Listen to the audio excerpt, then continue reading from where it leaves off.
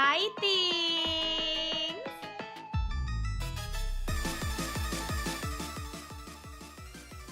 Hello! How is everybody? Hi!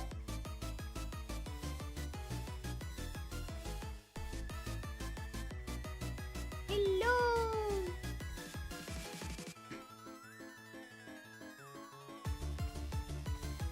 Good, I'm so glad! It's finally weekend. Yes! Hi! I have arrived. It is spooky month. October is here in full force, Mama. We're taking full advantage of it.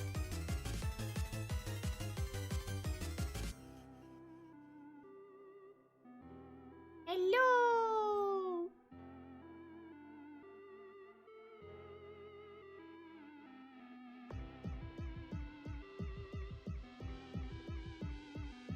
Hi, I did have a good day. I have a bit of a headache because I've been shrimping too hard.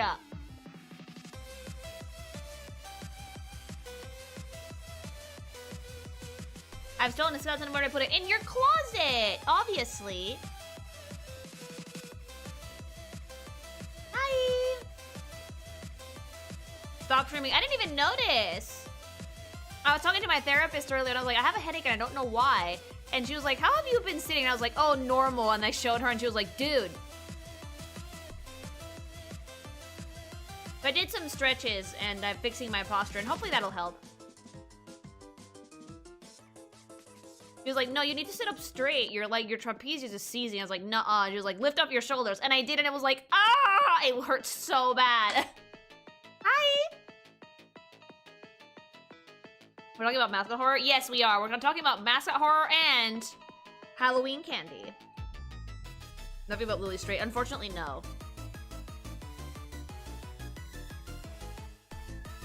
Normal equals chair rotting. I've been working hard.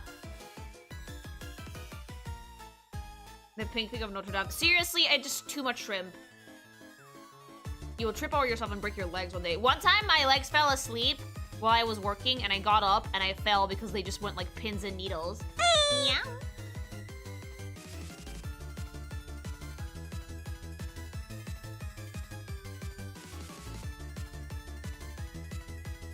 Mascot horror and how it all devolved into Chuck E. Cheese. No, it came from Chuck E. Cheese. How are you alive? I don't know. Chat is gonna run the hands over this Halloween candy tier list, Lily. You know that, right? Also, Baby Ruth for B tier or higher, _ Oh, dude, Lily I am scream. expecting fights in chat because it's about food takes, Mama. I'm excited though. Thanks so much for the super chat. How are you alive again? I don't know. Like, I'm tenacious. If you treat your body poorly enough for years, it gets resistance. Yes! I usually get up and stretch in like the middle of the day. Or like flop on hubby for like 15 minutes or something, but I haven't been doing it because I've been working. Fina, thanks so much for the sub!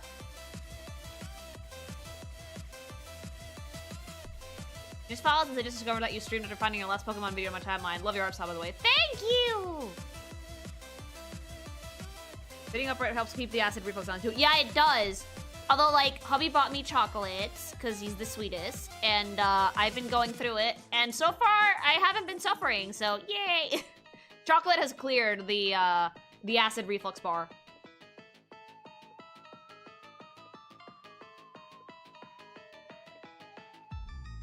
Alcohol and caffeine? I don't know yet, but chocolate cleared. Shoulder pain sucks so bad. It's not even my shoulder that hurts, it's my head. I had like those headaches that you get where you can feel like the fucking pounding like behind your eye. It usually means that you're tired, but I was like, no, I slept fine. It turns out that if you shrimp too much, you will fucking give yourself a headache, so yay. Hi Lily, are you an October 10th? Yes. A 10 out of 10 streamer and amazing artist and a wonderful person overall. Also today is birthday, so I'm happy to spend my birthday with spooky stuff. Phoenix, thanks so Lily much G. for the Hart. sub. You're so sweet and happy birthday. I hope it's an awesome one. I hope you get like tons of cake and presents. Thank you. Can I go smoke weed? No, I think I would become an absolute paranoid mess of a person if I did. But yes, happy birthday. I hope it's a great one. Chocolate is superior to candy of any kind. Amen!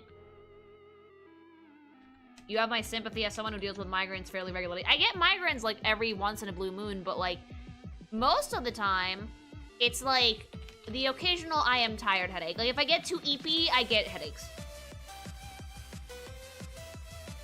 Yeah, I prefer to have a drink than get cranked with weed.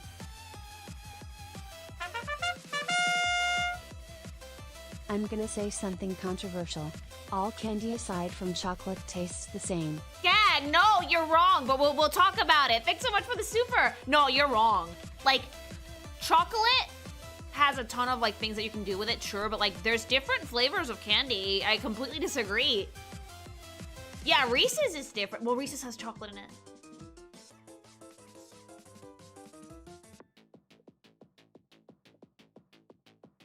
Have you ever munched on chocolate-covered almonds? I love chocolate-covered almonds. You guys wanna know what my favorite chocolate snack used to be? Might be why I have like fucking acid reflux now.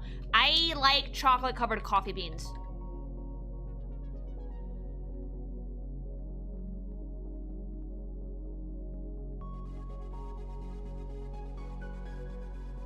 So, yeah, I love chocolate-covered, girl, what? What do you mean, what?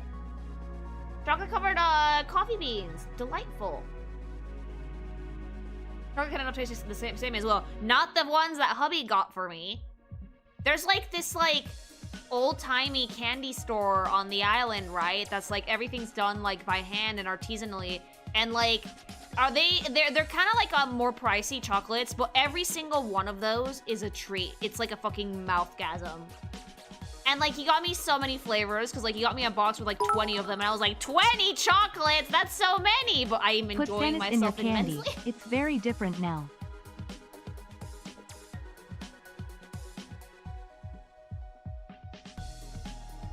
Super chat, are really gonna sit me and tell me a Skittle and a Starburst taste the same? I know! No, we're gonna throw hands. Oh, it's gonna be so fun. But when we get there, we have the mascot segment first.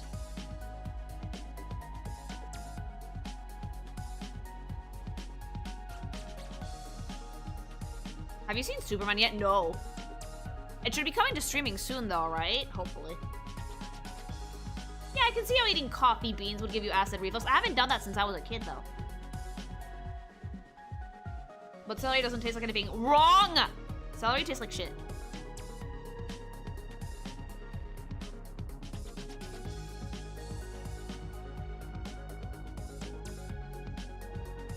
I don't like celery. Can I just say that? I hate celery. I think it's gross. Have you tried my snacks yet? No, not yet, but I will now that chocolate has cleared the bar. But yeah, no, this candy shop, guys. Ugh. And it's one of those like old-timey candy shops too. They have a little bit of everything. They mainly specialize in chocolate. And he took me there and he was like, pick out anything you want. And I was like, really? And he was like, yep, go for it. And I was like, ah! So I popped off.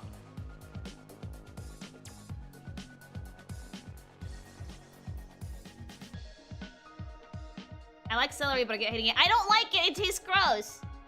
What is celery? I don't know. Plant penis.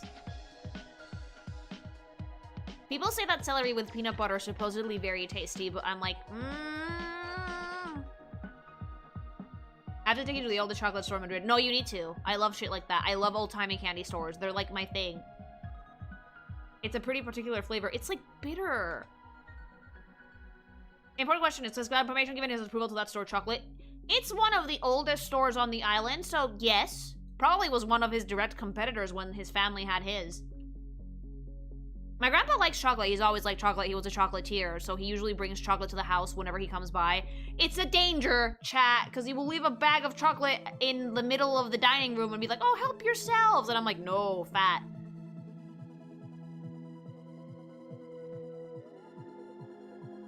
Whenever you eat celery with peanut butter, it's watery peanut butter with a crunch. Ugh. I just remember the counter sausage he left. He just left it there. It was delicious, though. At least Puppy can climb onto the table. No, she can't. She's been doing something funny because I went to my grandma's place to pick up like some of the blankets I left over there. And I picked up her carrier as well, and I left it in the suitcase, and I left the suitcase open in the living room. She's been napping in the suitcase. The counter sausage. Celery is the food equivalent to condiment water. True! That's Cappy Beer. I don't know why she's in there. I think because her carrier is in there.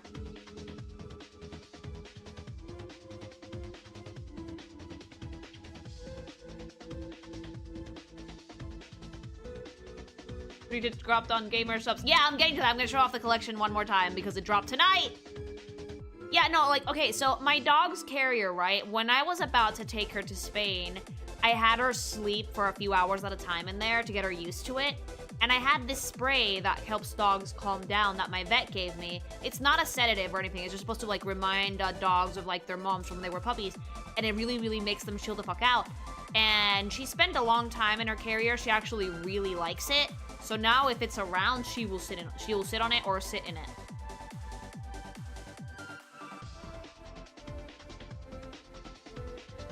There's a thing. Yeah.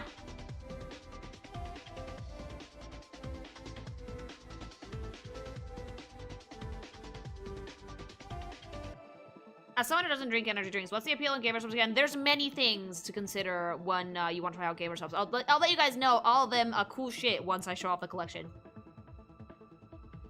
That sounds like drugs. No, believe it or not, a lot of airlines don't like it if you sedate your pets on a flight.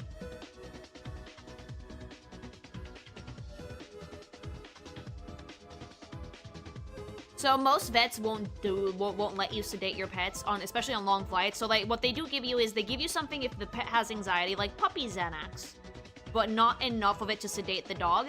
And they will give you, like, they will tell you get this spray that calms them down. And it's not drugging your dog. It's just something that will make them feel more at ease. Because like airplanes are noisy and they move around a lot, and like your dog can get anxious.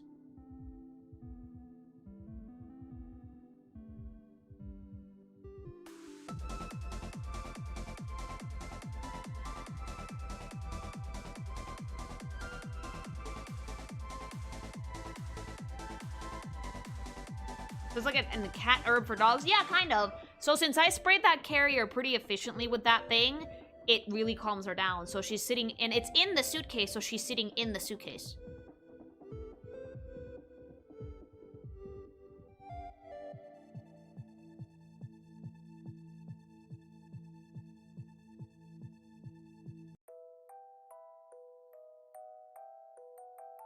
Does it have a scent? It doesn't really smell like anything to humans.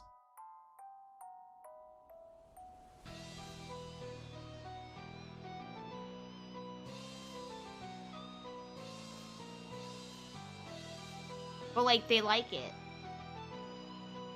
My dog used to get anxious if I left for, like, 5 minutes. I could not imagine putting it on a flight. No, my dog handled the plane pretty well. She just didn't like coming down because it made her ears pop. Putting any pet under anesthesia has a risk of pet death, so if they're allowed that, the airline may be held liable. Yeah, no, you can't sedate your animals for a flight. You can give them, like, anti-anxiety medication and just, like, little sprays and stuff to calm them down. Like, honest to God, Puppy took the fucking, like, what? 9-hour trip back to Spain like a fucking champ. Thanks so much for the follow. She did great. She only made some noise at the end. All of the airline people loved her because of course they did, because she's a joy. I had to take my puppy for a pre-op appointment and he gets super clingy cause he's scared. Like I see the tears welling up in his eyes. Oh, Henrietta's fucking hates the vet. Crying face emoji. Thank you for the super chat. I feel you. Henrietta's kind of hates the vet too, but like, she like fucking like scoots up to me and doesn't leave me alone, but she also like glares at the vet. But it's funny because like, he offers her treats, so she takes the treats and then she turns back around again to give him the side eye.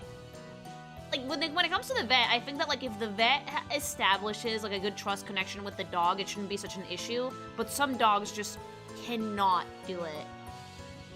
Just cannot fucking do it.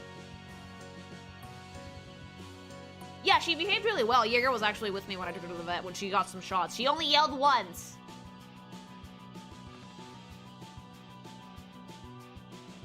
Oh, you can't take a cat to the vet. No, cats at the vet is like, ooh.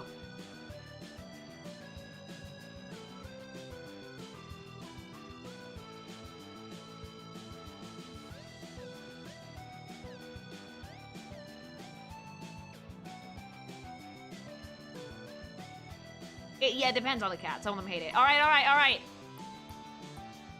May I remind chat, amazingly, that the new gsupps collection has officially dropped. This one is called I Come in Peace. The alien's name is Peace. Shocker. Pretty awesome collection, if I do say so myself. We got some sweatpants, sweatshirt, a cool t-shirt, new waifu cup, and new flavor. Not to mention, the t-shirt and the waifu cup glows in the dark. How cool is that? I'm definitely getting mine. I already placed my order. But you guys should too as well, because you know gsupps, some of these are limited releases, so they don't always stick around. I do suggest you guys get it before it goes. And you can also get a free keychain, I think, if you order the cup, which is super fucking cute. Merunian did the art for this, fellow artist in the Nazi Bro community. They've done stuff with gsupps before. I genuinely think that this is super, super cute. And somebody asked me, what's like the benefits of gsupps if I don't do energy drinks? Well, you're in luck, because they do caffeine free as well. But the cool thing about gsupps is that it's literally the most affordable energy drink on the market. It literally costs less than like $1 per serving. Each tub comes with 100 servings. They cost like $40 a tub. But if you use code KINKYMATION at checkout, you will get 10% off your order. That includes everything from the tubs, apparel, waifu cups, whatever, you name it. If it's on the site, use my code, you get 10% off. But yeah, literally most affordable energy drink on the market. No crash outs, no headaches, sugar-free, keto-friendly, very tasty, a shit ton of flavors. And they also have sleep aid now, but I will make that one its own dedicated ad read because I've been testing them on both myself and on hubby, and I think that the sleep terrorist has been defeated. But I will talk about that one on its own ad, because right now I want to show off the I Come in Peace collection, because as a fellow alien, I needed to plug this one. I think it's super cool. It has 3 tits. It's super funny, actually. And the cup is actually in color. Usually waifu cups come in artwork that's in black and white. They've been doing more cups in color, but it glows in the dark. And I know for a fact that I am going to be abusing the shit out of that. I'm going to be using my glow in the dark cup everywhere. You're getting good at this shielding. I love gsupps and I really want my waifu cup. And the only way to make that happen is if you guys use my code. So remember, code KINKYMATION or go to gamersupps.gg/KINKYMATION. And turn off any stupid add-ons like honey because they're scams. Don't do that. Just put in my code. I have 21 flavors in my cupboard right now. Help. Oh, I have so many, and I cycle through them. I drink a lot of gsupps, but I drink caffeine-free because I was not able to have caffeine for the longest time. So if you don't like energy drinks, if energy drinks are not for you, there are caffeine-free versions of all the flavors, still sugar-free, still keto-friendly. And right now, I think the cans are back in stock as well. Those do have sugar, but they just made sugar-free versions, and they're carbonated. Super fucking tasty. Highly recommend them. I just got the cans. The cans are the tits! The cans are the tits! Jaeger went through all of my cans. Jaeger literally finished all of my cans. But I think they're back in stock right now, so go check that out if you want to. Just remember to use the code, baby! Path to Waifu Cup, we're going. We're doing it. We're doing it. I want it. Yeah, they don't have a lot of sugar, but I just released sugar-free versions as well. So yeah, the I Come in Peace collection launched tonight. I would suggest to go pick it up. If you like the idea of the 3-titty alien cup or t-shirt or sweatpants, and they're very comfy sweatshirts and sweatpants. I'm wearing one of them right now. I'm wearing my happy birthday hoodie from gsupps that they sent me for my birthday. It's pink and it's adorable and it's super comfy. Yeah. Also works with the code as well.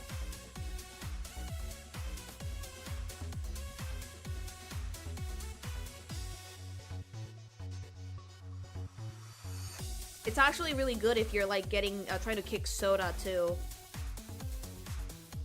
You will be the center of attention walking around with that gear. Are you kidding me? I finally mesh with all of the weaves on the island.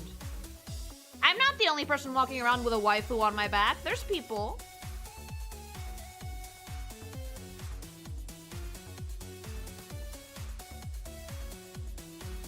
Which one would you go for first, Lily? The left, right, or middle titty first? I would go one hand on right titty, one hand on left titty, face in the middle. Hi, happy birthday! Happy birthday to both Julner and Cloaked in chat and YouTube chat. I hope you guys had a great day. Have you seen everyone wear the Ahegao hoodie? No. Oh, Anime Girl Thigh is actually pretty tasty. Hi! It tastes like an orange creamsicle. I want to make a milkshake with that one. I'll let you guys know how that experiment goes.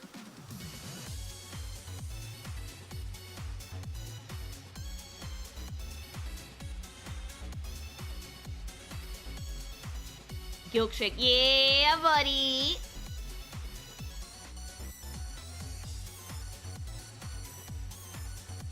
You still need to mix them all together and gag at the result. Well, you guys didn't meet the sub goal for that one, but we can try again. Currently enjoying some sweet six-pack while Fortnite updates. When will the mighty pink thing get her own flavor? Aw, thanks so much for the super chat. I really do want my own flavor someday. Right now, we have to work up to the cup before we do anything else. And then, with time, and if you guys keep ordering with my code, we can eventually get a flavor. Thanks so much for the raid over on Twitch. Thank you. Eventually, I think it could happen. We have to keep doing it, though. We gotta keep using that code things.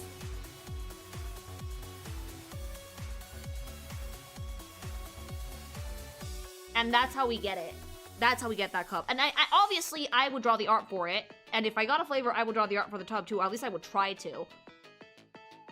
And I've actually never made a merch with my art on it before, so gsupps might be a first.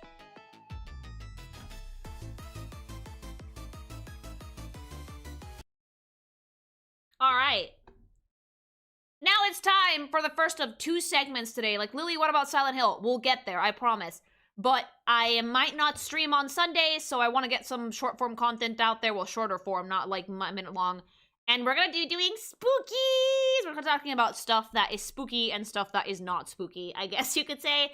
And the first subject of the night is... drumroll, please, things! Give me the bongos, go.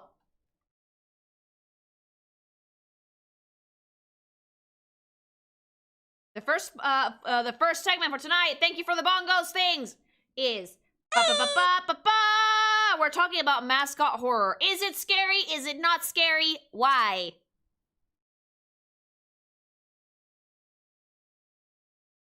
Because apparently there's a fuck ton of these and I only know like 2 of them. Thank you for the bongos things. The horror. Now, thank you very much to my lovely editor, Wave, for putting this together for me. When I was like, I kind of want to do something with mascot horror, he was like, mine! And he immediately launched into making this. This is one of the Wave hyperfixations. And so, thank you to Wave for putting this together for me. Yeah, Wave made this, so I'm expecting it to be unhinged. First stream here, I'm excited. Oh, good! Yay! He knew the assignment. Wave understood the assignment immediately, so... mascot horror, to drive Lily insane. Apparently there's a lot of these, but I only know like 1 of them. Precursors, a brief history of mascot... Slenderman isn't mascot horror, Wave. A brief history of the mascot horror, alright? Ba-ba-ba-ba. So, a lot of mascot horror comes from childhood nostalgia. To return to a happy time, because it's gone forever. We had... and, like, back in the day, part of the nostalgia is things that were, like, older and looked aged and were kind of, like, scuffed, they look super creepy. So, like, old cartoons on staticky TVs, super fucking creepy mascot. Wait, where the fuck did you get that? Like, look at those TVs and computers, please. God! Scoffed! And then mascots. These were the worst ones, arguably. Dick the Birthday Boy. Wave! Where'd you get that? Yeah, super, super creepy.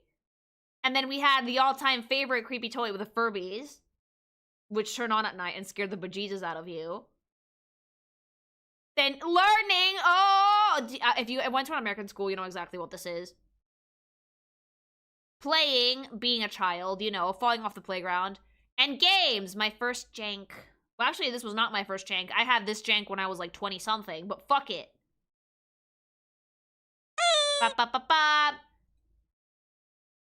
And like the main thing that inspired mascot horror were animatronics, the dead and alive at the same time. So the Chuck E. Cheese's mascots, old animatronics from Disney. God. Disney had so many of these, you guys, and none of them were pleasant to look at. None of these were pleasant to look at. Look at that. It stares into your soul. What if it like turned around and looked at us right now, chat? Just went, it's like, ah! Anyway, evil robots. Yes, they do seem evil, and like they were made in a way that they're not look cute at all. Like none of these are cute. Oh, they're all horrifying. It would, yeah, terrifying. And then we have the creepypasta. You had to put Sonic.exe in there. We had Jeff the Killer, Ben Drown, the SCP Foundation, the Sonic.exe, Candle Cove, abandoned by Disney, Squidward's topping himself, and Nest Godzilla. Still the best, says Wave. Wave, you're gonna have to axe that. You did censor it, but still. And like, so yeah, Mascot Horror kind of got its start after a little bit after indie horror games, because like, this was back when Let's Players started becoming big on YouTube, with Owl Oni being one of the first ones, and then of course Amnesia: The Dark Descent. This was when people like PewDiePie and Markiplier first stepped into the scene, and they kind of started making waves by playing these games and reacting to them. This was before streaming, this was before Let's Plays, this is when like things got started, and Amnesia and Owl Oni started it with like monsters that looked kind of goofy, you know? Meow. Like this thing. Owl Oni looked stupid as fuck, but it was jump scary. That was the thing with Owl Oni, is like this game isn't actually scary, it's just jump scares, mama, because these look stupid as shit. Owl Oni's super old, same with Amnesia, like, if I go at to. Like, these look silly, but if these jump scared you, you were going to scream, right? And then the GOAT, the man, came in. Scott Cawthorne came in to try and make his video game. And he made a few. He made The Pilgrim's Progress in 2011, and he made The Desolate Hope in 2012. And then he made Chipper and Sons. And someone told him, that thing looks like it's going to kill your fucking children. Stephanie Sterling reviewing the trailer. Scott was told that these Chipper things looked like creepy animatronics, and he went, you know what? Bet! And so, Mascot Horror was born in the form of Five Nights at Freddy's! So, this game kind of took the world by storm. I think I blame Markiplier. I do, because, like, it was actually a very creative gameplay, right? You had to fucking sit in a room and keep these ooky spooky dipshits from jump scaring you to death, right? And, like, the game had very basic lore when it started, but then it deviated, and now it's, like, a whole thing. I watched 8 hours, chat. I'm not doing it again. So Scott made Five Nights at Freddy's, and people like Markiplier picked it up, and they played it, and it was a sensation. And thus, a genre was born, because when something gets super fucking popular, everyone's gonna wanna fucking do it. So now we're gonna look at some individual games and some characters, right? So we begin with Freddy Fazbear. Wow, there's a lot of these. Freddy's thing, and the OG is the withered one, I think. Oh no, wait, here it is. Freddy Fazbear's thing is that it's supposed to be like a bear that sings at a pizza place and entertains children, but in reality, it's possessed, and it wants to put people in the animatronic suits out of rage or whatever. And yes, Golden Freddy's a different one. So you can see the different evolutions of the character throughout the games until we hit, like, the Nightmare version, and then it's like, what the fuck, we're trying too hard a little bit. It goes from being fairly off-putting, I would not want to run into that in a dark hallway, to Blumhouse. Terminator shit, yeah. I was in the FNAF Amino. Dark times. Oh, shit! Really? Thank you for the super chat! So yeah, like, Freddy has a lot. So this is just, like, the first page of this. Let me show you the second. And then the scary went away. Freddy Fazbear lost a lot of the fear factor, because guess what? The character became hyper-marketable. Like, hyper-fucking-marketable. Everybody fucking, like, today I was at the grocery store, I was getting fucking, like, mints and, like, fucking toothpaste and shit. And, like, condoms for hubby's Magnum schlong. And I heard some fucking dipshit teenagers talking about how there was no Five Nights at Freddy's merge, and they were sad. Okay? The character became hyper-marketable, so all the scare factor went away. Just like most horror icons. Yeah, so it went from being, like, creepy to being, like, okay, family-friendly, and then they tried to make it, like, marketable to furries. For some reason, like, why does it have Dorito body, chat? Why does it have Dorito, no FNAF condoms? No Golden Freddy to wrap around his cock. Okay. And then the movie one, which kind of went back to the original one, which is still fairly creepy, but it doesn't quite have the same vibe. Hi! Like, I think that once the character became hyper-marketable, it lost a lot of the fear factor, but the original Freddy still has it. Then we have William Afton, This is the purple guy, the one that put a child in that robot, okay? And this dude, I'm not gonna lie to you guys, William Afton does not scare me. Because this was when the game plot went from like, oh, these animatronics may or may not be possessed, it may or may not be fucking supernatural, to lorefactory.com.org. And I think that William Afton is one of those things where you can say like it's trying a little bit too hard, you know? Which is the one that people want to fuck. We'll get to it. So I like William best in the purple guy and Springtrap form, and that's it. Everything else is like, I don't care. Because, like, look at that. Ew. It's supposed to be a rotting corpse inside of an animatronic costume, right? And what is that? That's just stupid. That does not at all look scary. And then Burn Trap. And then it has, like, the movie one. This character's actually in Dead by Daylight, and they got rid of this scream. That's not even William, it's the purple guy! Why does it have thighs? There's a femboy in there.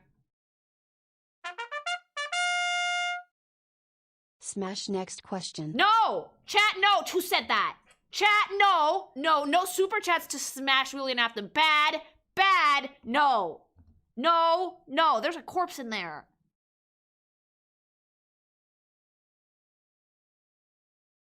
And then Spooky, which was meant to parody jump scares and scare other ways.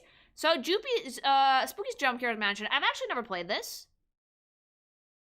Sorry, TV Trope said that it was mascot horror. Yeah, this is not mascot horror. This is just normal spooky jump scare horror. So like horror in video games now comes in two flavors.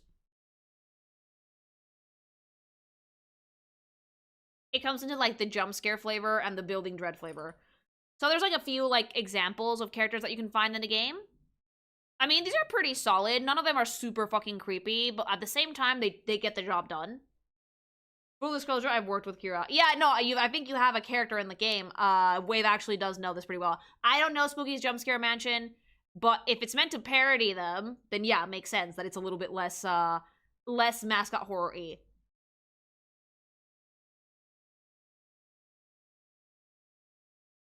But for the most part, it's pretty, like, standard, ooky spooky character designs. Nothing super out there, but nothing super boring either. We're playing this today? No. Springtrap comic when? Oh, never.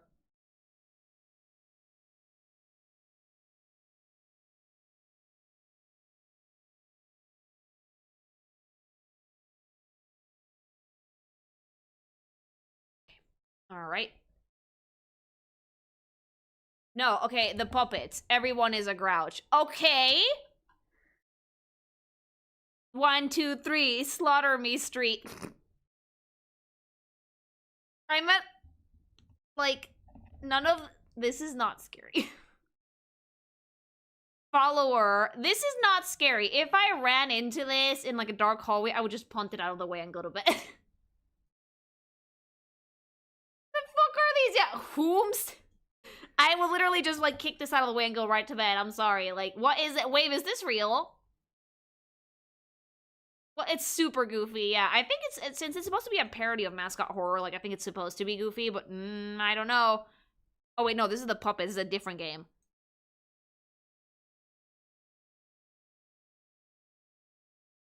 So this is a different game. I've never heard of this one. I've actually never heard of this one.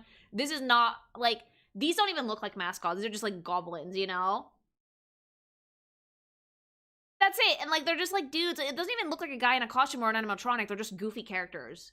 They're, like, a little bit withered down and worn down and have, like, a little bit of blood, and that's it. Not scary in the slightest.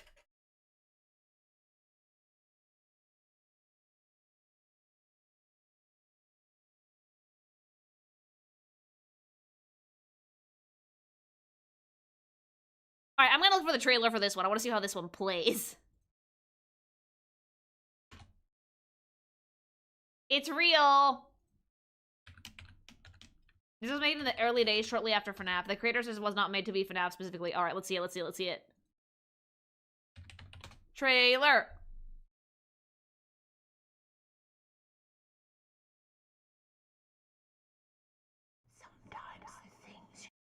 This is just gonna be like a jump scare fest, isn't it?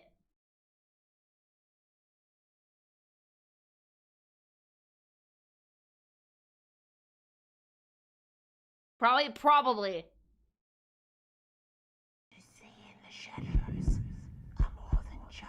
Oh no!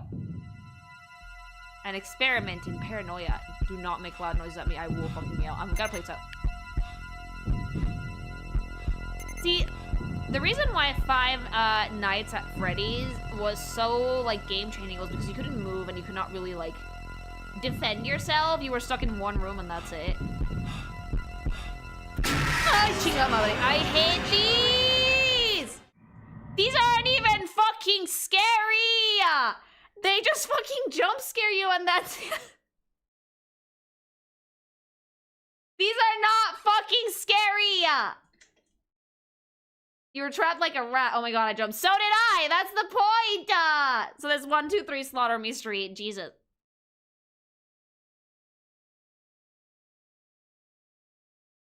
But like, even a fly coming out my face like that can make me jump, Then we have Tattletale, Neon Violet's favorite creature. Not exactly a mascot horror thing, is it? Like, oh no, it is. But like, this is actually in Neon White.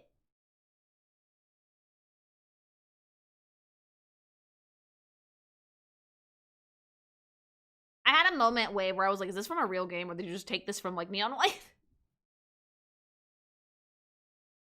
Yeah, it was the game that before Neon White. Like, and this is like just a Furby. This is like very, very clearly inspired by a Furby.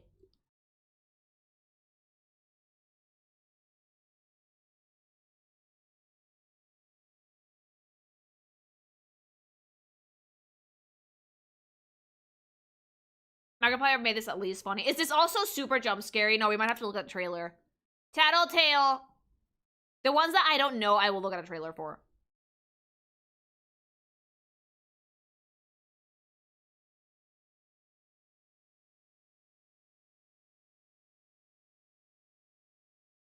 It's just a, like, fucking cursed Furby. That is terrible.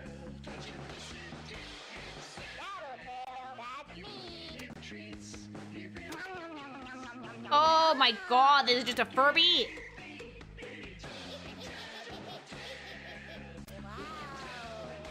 Horrifying.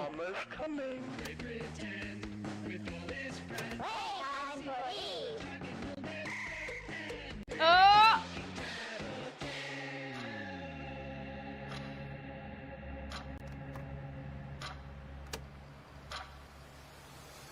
It also gave us Neon White. Oh my god.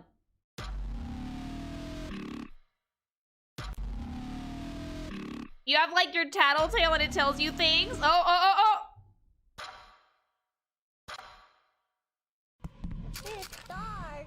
No, I hate that. Oh, I hate that. Oh. Don't put jump scares in your trailers, by the way. That's terrible. No!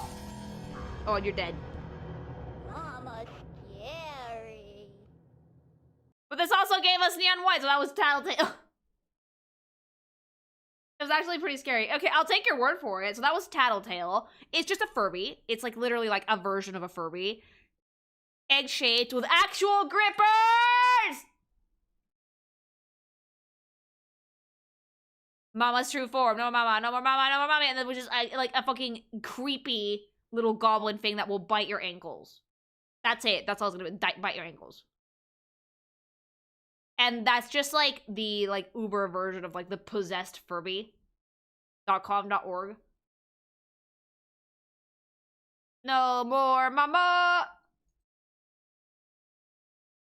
Next we have Just Monica. Does not count. Wave is right. This does not count. This is not mascot horror. She insisted to be in here, but like Doki Doki Literature Club was a different spin on a horror game as well because it was a little bit more psychological and a little bit more fucking with you and fucking with your computer than most other spooky scary games. So I do have to give this one an honorable mention. She's super cute though. Not at all off-putting. Just attached.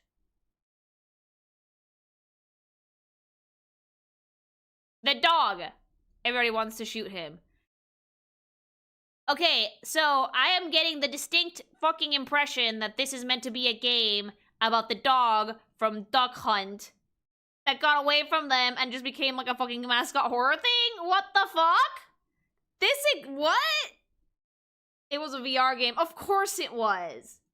Why is what I want to know. Like, why? They made a mascot horror about Duck Hunt? Yeah? Why? The dog will kill you. No, I get that.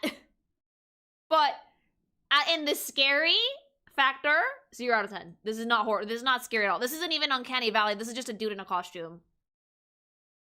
This is just a guy in a costume. Not scary in the slightest. It's good though, is it? The game has different endings. Okay. Hi. MatPat did a video on this one. Why?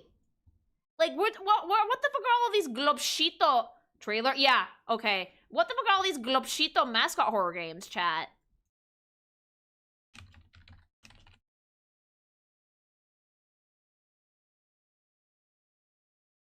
And all of these are in, like, the fucking jump scare segment of horror. Not even, like,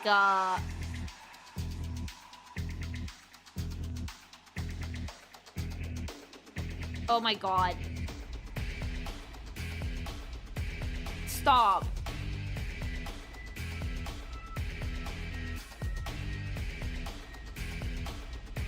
You have to shoot the dude or what?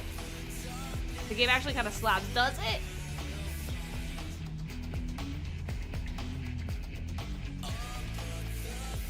Dude, there's a guy in your house!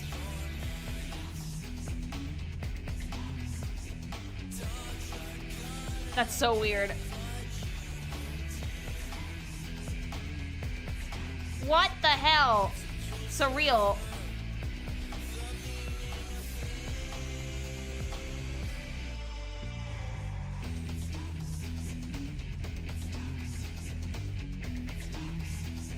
What is happening? Okay, this one's actually kind of surreal.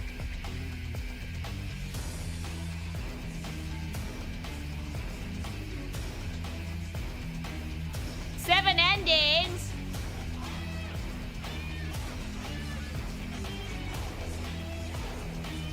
Oh, shit.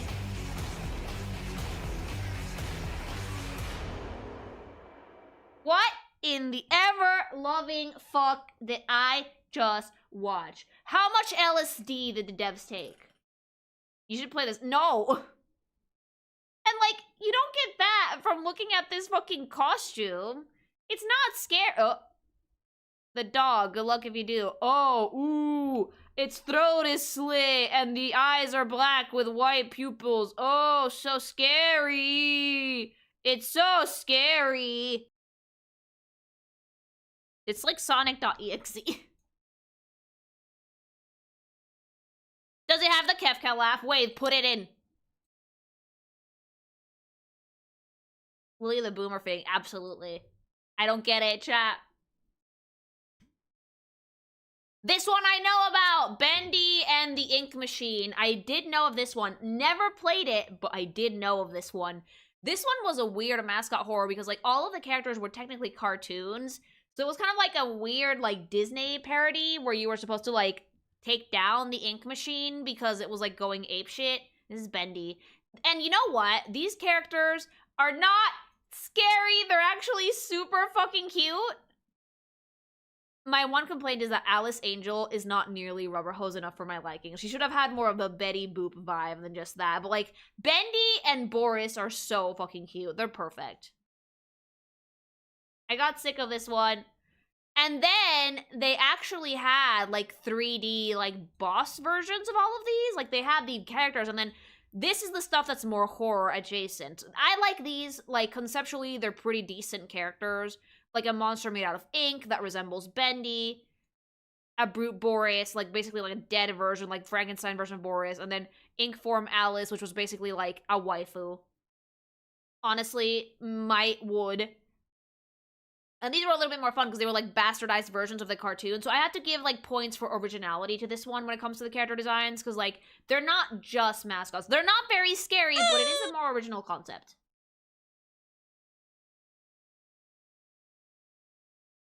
Mr. Peterson! I show you my basement priesthood pipe. This is one what? What was it called? Hello Neighbor?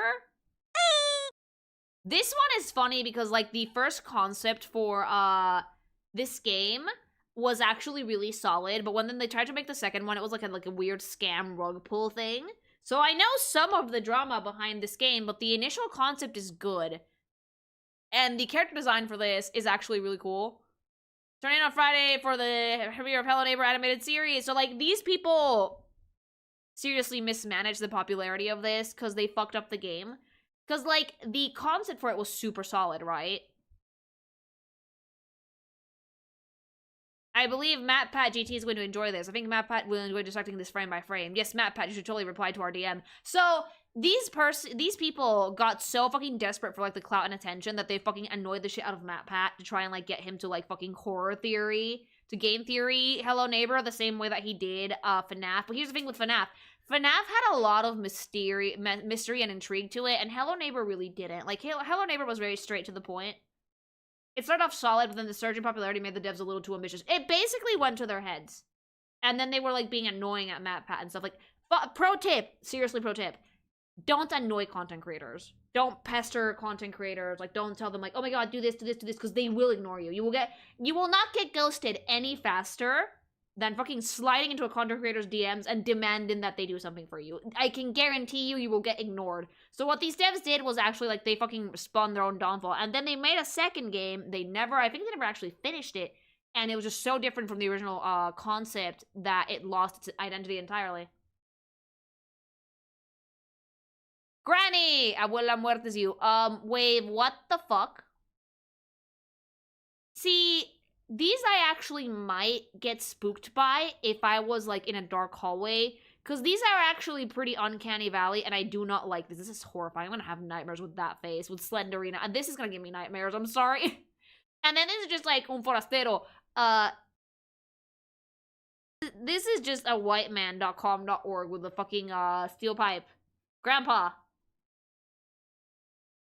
I wouldn't call this a mascot, but I can see why it's in mascot horror. So, like, it's just a grandma, a grandpa, and horrifying thing. So this one, yeah, this one's actually kind of, like, disturbing, I would say, yeah. But these are very I feel like this one's also gonna be jump scary. Like, the low poly fucking, like, ooky spooky thing, definitely. Baldi! Nobody said there'd be math. This is a horror game? Baldi's Basics in Education and Learning. This looks like a shitpost. This doesn't look like a fucking scary game. This looks like a shitpost. This looks like Sweet Bro and Hella Jeff. It's a bully. This is a bully. Playtime. First prize. That looks like a DA fetish picture with feet. Arts and crafts. Principle of the thing. And gotta sweep. What the fuck? Like, this shit looks like a shitpost. Like Sweet Bro and Hella Jeff. This game is fucked up. Is it? Most of these games are shitpost, actually. Kind of a shitpost? Watch the trailer. Okay, now I'm curious. Yeah, no. Baldi's Basics, I guess. There's lore. Of course there is.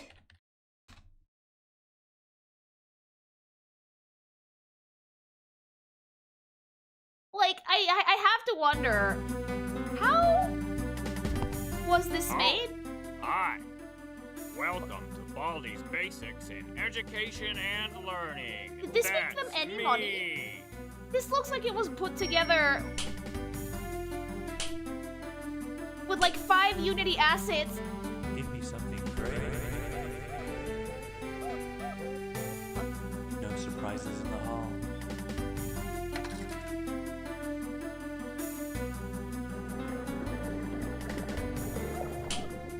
What? Oh my god, it just hits you with a ruler! Oh? What? Stop. Stop it. Stop the ruler noise! Oh! You're so boned. You're so cooked. Oh, okay. Wait, where did you get all of this shit?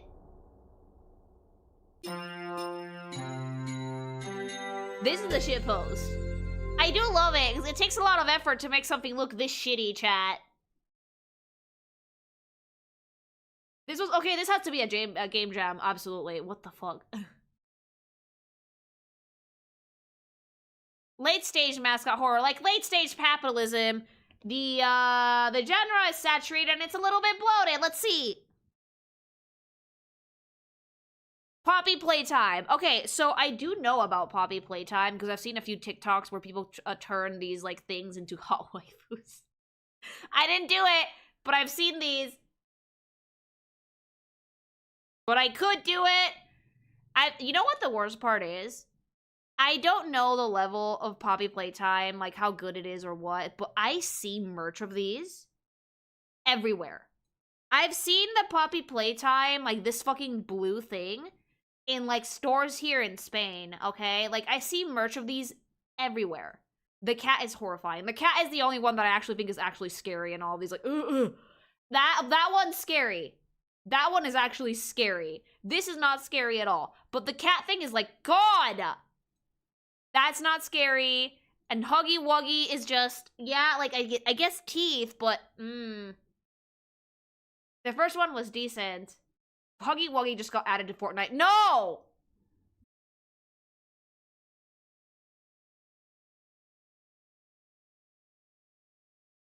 Like, literally, mascot horror is add whatever you want. Pointy teeth, add some blood, make it disheveled. There you go. That's it. That's your mascot horror. Like, I think that a lot of these didn't quite capture the spirit of FNAF, where it was like something that wasn't meant to be scary looked scary. So these, they don't get that particularly, but that particular type of character design, like, it was like, Scott did it by accident initially. He managed to replicate that very uncanny vibe for Five Nights at Freddy's, but, like, it's the type of thing that once you actually start trying to do it, you're gonna have to go through a lot of different concepts to figure it out, because you will either get something that is horrifying or something that's not scary at all. And that's the problem with mascot horror now, is that they're all so focused on trying to make it scary or make a mascot that none of these are actually scary.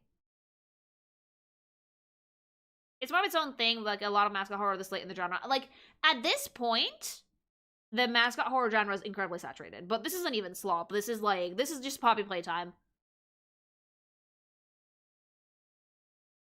We're starting to get into the realm of what I might consider a little bit slop horror, because, like, holy, look at that. That's not even scary!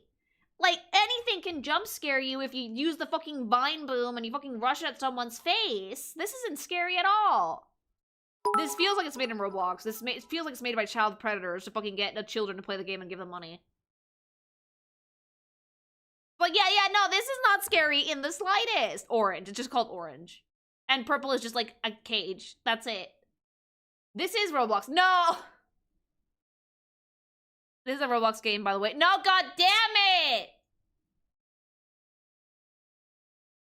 Yeah, I don't know this one either, but it feels like we're getting into the realm of the slop. Choo Choo Charles, here comes the motherfucker. Okay, this one they actually tried. This one they actually tried. This one actually looks like sufficiently horrifying. And while it's still being based off like Thomas the Tank Engine, this one they tried. That's kind of horrifying, I'm sorry. This one I would not like to run into on the train tracks. I would cry. This one was legit. Oh yes, give me more of that sweet, fried slop. Slop. Slurp it up, chat! Slurp it up! Thanks so much for the super chat. Yeah, this one actually looks like they tried a little bit more with the character design to make it off-putting and scary, while still being like a bastardization of a children's thing. So yeah, this one I have to give it points. They did good. Amanda and Wooly, can you find what's scary? How terrible those 3D models look! That is terrible. That looks like shit. That's scary because of how fucking shit it looks. This one is not complete yet. I like this one. It's uncanny. A little bit, yeah. Like, that looks fine. That looks like shit. I think, yeah, is the point to make it look like shitty 3D, because they nailed it. This game isn't all that scary, I'll be honest. None of these are, like, none of these are actually super scary because of the type of fucking horror that it is. But these, you know what these all are, though? Hyper-reactable. Oh! So this just becomes this, which actually is kind of ooky spooky looking. Interesting. Like a Wendigo. And then the sheep becomes this. Okay, so these actually do have scary variants, which I like. I do think I like that. Like, that's kind of, like, disturbing. I will go for saying this, that these I would not like to run into in a dark hallway. If I saw this IRL, I would probably scream. Yeah, I would. Dead ass. But why is it white, though? Why did they whitewash her? Oh my god, Lily, you just can't just ask somebody why they're white. I'm pleased. But why is it a different color? It's a demon, and? You know what? I never realized that. How did you not know? It's gray, not white. Oh, it started out in a darker color. I was gonna say, yeah, why did it get whitewashed? Like, a little black? White. Why? Oh my god, like, what? Indigo Park mascots who have such a wonderful time. Oh, these are like furry bait. These are probably like the cutesy version before we get to the scary version, but these are furry bait. These are like, I can see the yiff, you know? I can see the Fur Affinity account that conceptualized these. Lloyd the Lion is kind of bad though. I tap that one. Would. Yeah, these designs actually look pretty neat. Not scary, but they look really cute. And then with friends like these, we just puppeted wrong. And the This bird is is recent, just, okay. I think. Never saw gameplay of it. Okay, this is just a bird with fucking wonky feet. I would still, that lion still looks good face-wise, honestly. It's just bloody on the paws. Finley looks terrifying. That one's scary. That one's terrible, actually. I think I've seen part of these. They're furries, of course you have. Are we, like, surprised? Finley is, like, scary. I like Finley. The raccoon does nothing. It just went... It's shrimping like I was. The macaw, nothing. And the lion's just a lion. Because, like, look at the raccoon. There's so much more to the raccoon. Oh, I know that. Yeah, I can see that. Yeah, okay. Like, we didn't even try that hard, did we? Except for Finley. Finley got all the budget. My Friendly Neighborhood, more like Resident Evil with Muppets. I've seen this one! I've seen this one! Do you know what? The concept of this one's actually kind of hilarious. This one deserves a trailer. The concept for this one is actually kind of hilarious.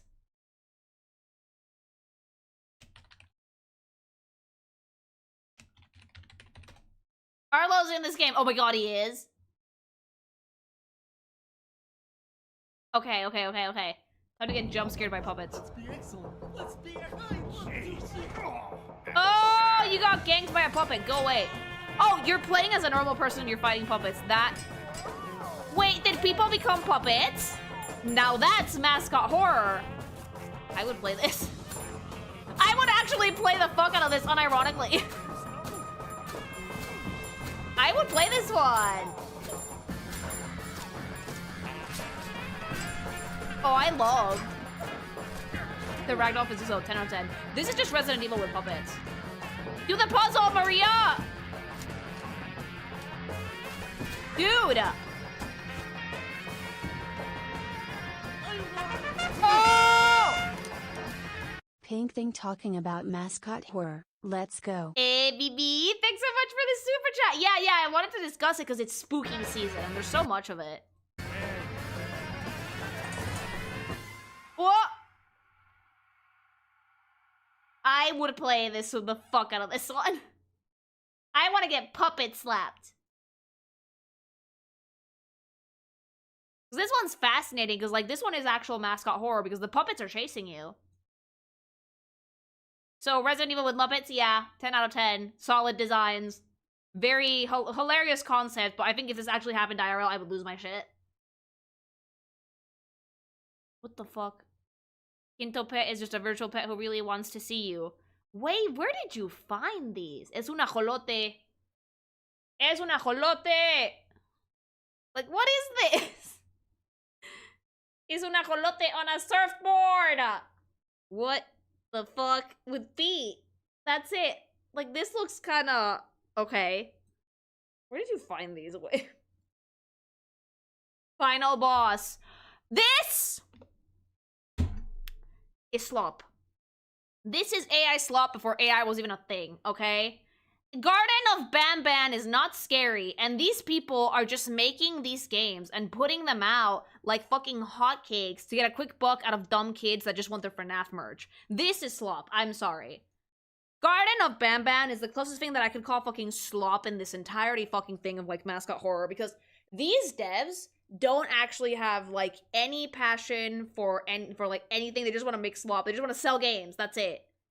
Banban and Bambolina, and they're so stupid. These aren't even scary. It will make your PC scream before you could. I think that this would fry my PC. Yeah. Jumbo Josh and Opila Bird. Don't put Opalu. Don't insult Opalu like that. Like, this is, yeah, no. This is not scary. And there's so many of these. So many of these. Again, why are these scary? It keeps going. Again, Stinger Fling, Crafton Fiddles, Nab Nab. Okay. Slow Celine. What the fuck? Am I hallucinating? Did someone put LSD in my gsupps? Like, it's so badly designed. Yeah, and they keep making more. And they keep making more. The kindergarten. You think God remains in heaven because he too lives in fear of what he has created on earth? Sheriff Toaster. Don't forget, a lot of these projects also want Game Theory's attention for advertising. Yeah, except MatPat retired, though. Thanks so much for the super chat. Like, Queen, Bounce Leah. Oh, dude. Nabnablina. You just put a bow on it! You just put a bow on it, you lazy fuck! Are you kidding me? What the fuck is that? Like, we're making Nub Nub Lena. It's just the same fucking model with a fucking bow on it, you tit! And Butter and Giggle, you just fucking mesh two of them together!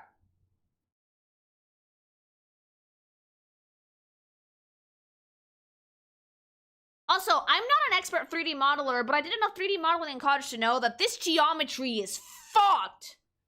This geometry is pinched. It is tangled. It is UV maps that fucking look like garbage. This geometry has been literally, it's screaming for death. I can see it in its eyes. Kill me. Like, honest to God, look, no word apology. None.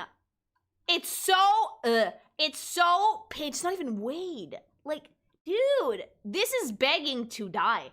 This is like, please put me out of my mercy. Like, please kill me. I want to die. Like, holy shit. These are way too many polygons for, like, whatever the fuck this is. And I can tell you that if I looked at the actual, like, mesh for these, I would cry. All of my college teachings would come right back to me, and I would weep. It's not that hard to learn how to 3D model. Like, oh! It's so bad. It's like poorly made claymation. Oh my god. The kindergarten. If I missed any, no, I didn't. I'm fucking done. Look at that! Syringe ton. God does not stay in heaven because he fears what he created. He is ashamed of what he has created. And we are observing exhibits A through L.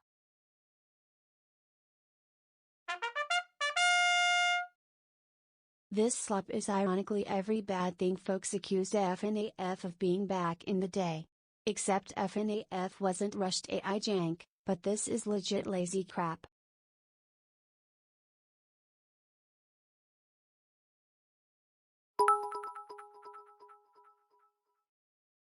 I am ashamed that anything from that mess shares my name.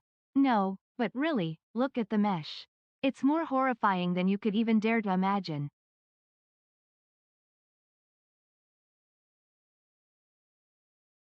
Okay, I muted myself by mistake because I was so fucking horrified. Like, where's the mesh? Where is the mesh? I need to see the mesh. That looks like shit. Okay. I was so shocked I muted myself by mistake. I need to see it. This is just slop. None of this is even AI. This is just reused Unity assets that they fucking put together in like 12 hours to make a game. Italian brain rot horror. This is why we need copyright. We don't have copyright. Shit like this happens. And you know what the worst part is?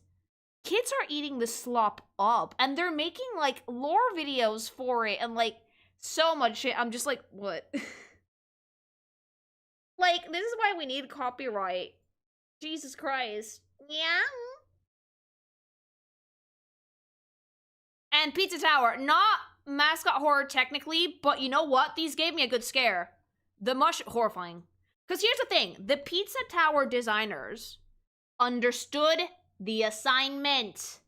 The Pizza Tower designers had, like, their little things that followed you around in the level that were, like, cute little mushroom, cute little cheese, cute little pineapple, cute little sausage, right? So when it came to designing stuff for this level, they really, like, made them horrifying. Binapo. They made them, like, scary, off-putting, at the very least very disturbing compared to, like, the originals. And, yeah, they nailed it. Like, I played this level with, like, because I was expecting to get ganked immediately. Like, they made a FNAF level. They did, and they did a really, really good job. So, like, this is actually, I would put this under the realm of, like, decent mascot horror.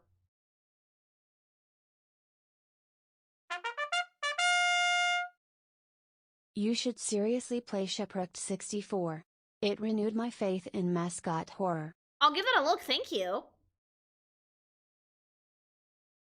And that's it! Connection terminated! That's it for mascot horror! So, closing thoughts about mascot horror in general. I think that mascot horror is like what happens when people forget that scary games aren't scary because of jump scares. Scary games are scary because of atmosphere, right? And, like, nothing could be truer than that when I'm, like, right now that I'm playing Silent Hill 2.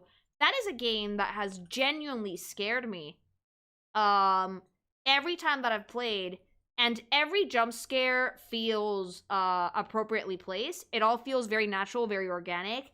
I'm feeling dread constantly, but the story is so compelling, and the atmosphere is so well done that I keep coming back for more. FNAF, the original, did have that. FNAF had a compelling story that made you want to keep playing because you want to find out what the fuck was gonna happen. It had a really, really good gimmick, and it also had, like, a phenomenal, like, concept. The rest of these are, like, staged jump scares in a place where your character's just walking around in that, like, you're gonna have something's gonna jump out of you just because, just to get, like, that reaction. So, like, scary games that rely on jump scares, they're not actually as scary, but what they are, disgusting, is hyper-reactable. Okay? So, stuff like Poppy Playtime and the fucking Garden of Bam and whatever, they're good for streamers because, like, they get you to react, to scream, to be hyper-energetic, but they're not actually that scary. Like, not even a little bit.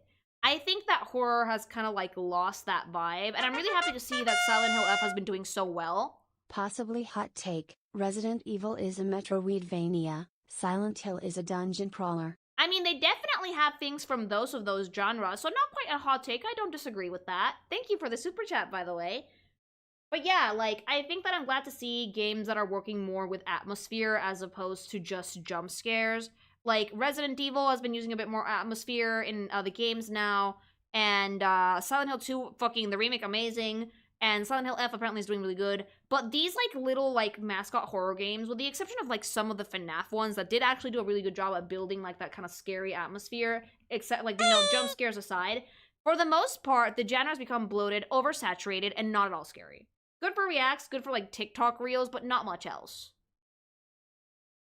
And I don't know if you guys agree with me or not. If you do, let me know. And if you don't, also let me know. Leave me a comment, like, subscribe, all that good shit. You guys know that I appreciate the feedback. Fight your demons!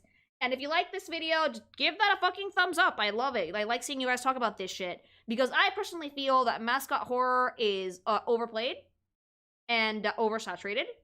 And remember, if you guys want to get some cool game subs merch, use code ChinkyMation at checkout for 10% off. Got a fucking little stutter there. Sorry about that. Just go check it out. New collection dropped today.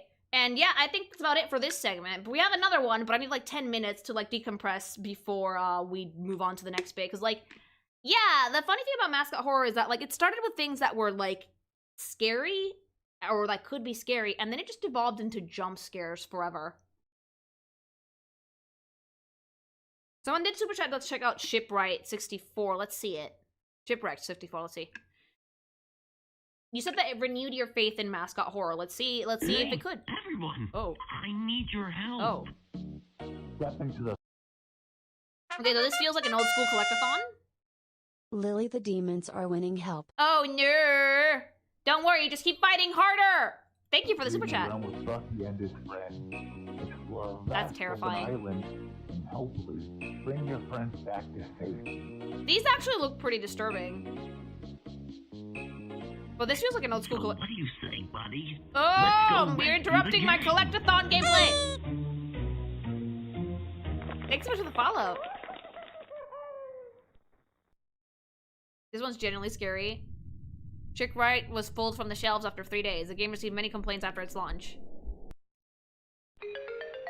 I mean, it's cute. It's Bucky Beaver. Looks like my players have been answered.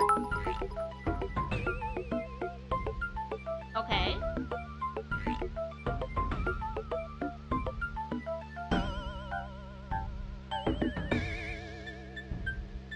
Oh, it's on fire. Oh.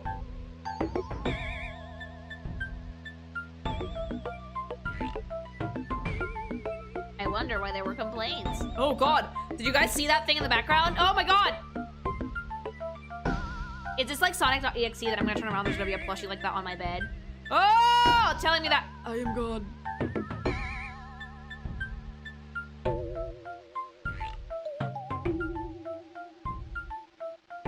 Analog horror meets mascot horror. Oh, I love. Do not jump scare me, I will cry. Seems interesting. Ooh. Stop it! Hello, we are not available now. Please leave your name and phone number after the beep. We will return your call. This does feel very analog horror, though. I do like that. That seems interesting.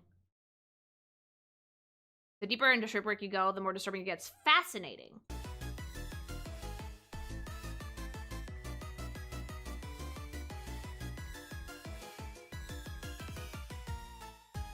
Like, the thing that's funny, right, is that a lot of, like, modern horror, or what I would like to call slop horror, because there's some good modern horror out there, like Alan Wake is actually genuinely scary, same with the second game, but, like, the slop horror, like, shit like Garden of Banban, they've forgotten that, like, good horror is about atmosphere. It's about building a scary atmosphere, not just jump scaring the player.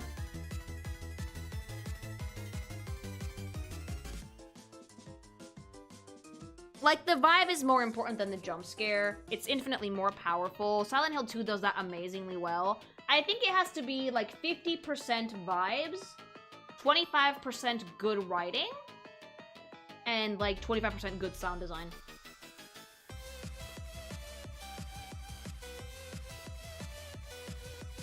The Silent Hill sacrifices a lot of jump scare opportunities for tension. I think I found, like, there's so many times where I could, like, expect Pyramid Daddy to, like, burst into the room and chase me. It hasn't happened, but I keep thinking it's gonna. And that shit fucking puts me on our edge so much more than just having him, like, be like, boom, here's Daddy!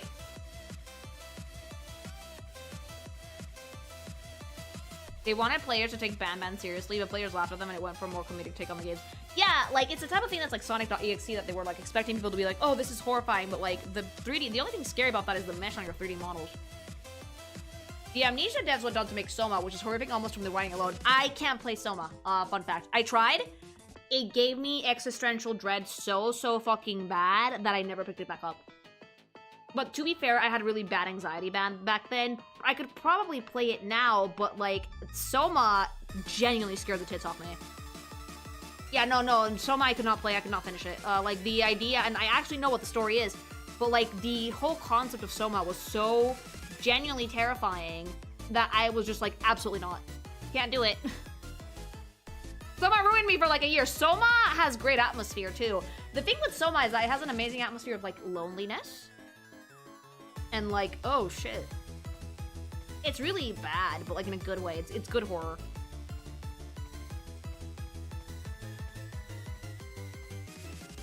You might not want to fuck with Existential Dread, Lily. Probably not. Also, the Little Nightmare games. I've never played them, but I want to. Just a little copying. No, because, like, if you lose the lottery, that's it. Soma can cause an ego death. Soma! Yeah, I was like staring at the ceiling for like a good hour after I like cried because it gave me so much anxiety. So yeah, no, I'm not touching that one, but that one's well realized. It's really scary. Oh, I still think about the SCP that like the sun makes things melt like on a daily basis. That one's scary.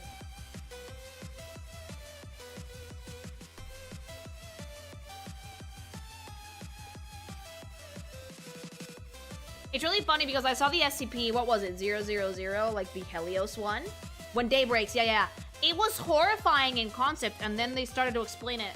And they did all the lore and the secret organizations and the science, and then I was like, oh, this isn't scary anymore. It was way scarier when it was just like, the sun is melting everything and we don't know why.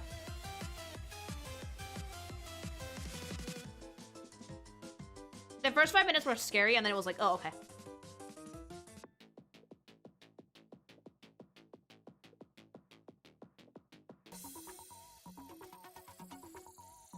SCP when it gets good at speed. Yeah, like SCP has a lot of entries. Wait, sun melting what? Like SCP-001 when day breaks basically made it so the sun turned hostile. And anything that light touches basically becomes like a melted blob. You don't die, you just completely melt and become disgusting. Some people did die, I think, though. So, like, it basically turned into, like, not even moonlight. Moonlight could also get you. You have to live in, like, perpetual darkness and try and survive. And if you don't, you're gonna melt. It was actually really horrifying, and then it started to, like, explain things and do, like, the science behind it. I was like, ugh, don't do that!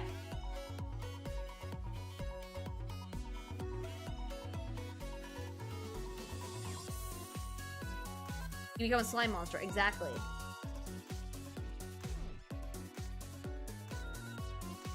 The scary thing was that the blob people tried to drag you out into the sun. Yeah, like, they were hostile as well. The sun turning evil, I don't know, is terrifying. Yeah, of course it is. Because everything that was alive just melted.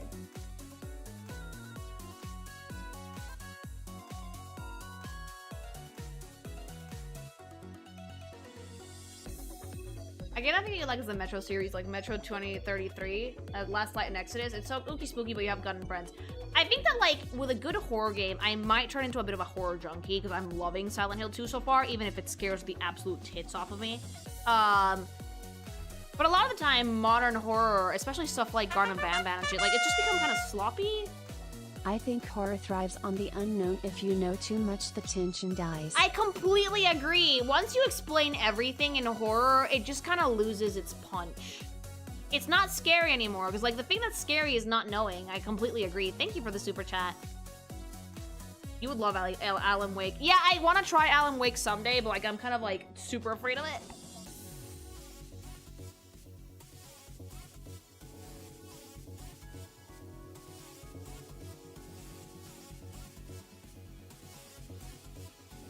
There's an infinite IKEA SCP. Oh, God.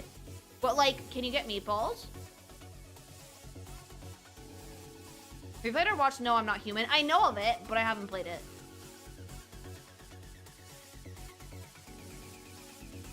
You say that, but knowing is what makes Soma so horrifying. Soma is one of the scariest fucking things I've ever played, but Soma's scary for, like, a completely different reason. It has the meatballs. So you could technically survive in the infinite IKEA.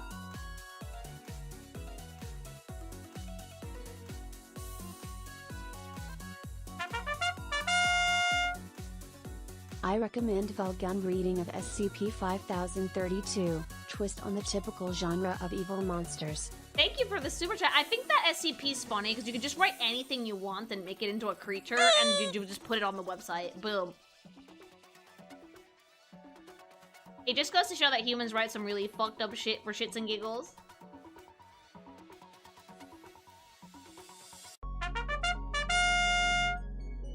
The Krampus SCP is horrible. Krampus, like the evil thing for Christmas? Thank you for the super chat. All right, we're moving on to the next segment. Now we're gonna get to childhood.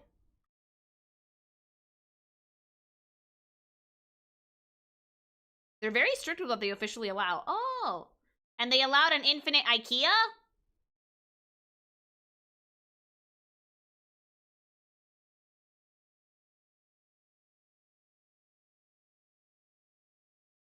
You get chased by faces like Kia staff who want to kill you, saying the store is closed. Please exit the building. Oh, you can't sleep on the display furniture? Okay, so let me introduce this segment by saying first. So, Halloween is this month. It's Ookie Spooky season. And if you are American, or if you happen to live in a country that does this, you have been trick-or-treating in the past.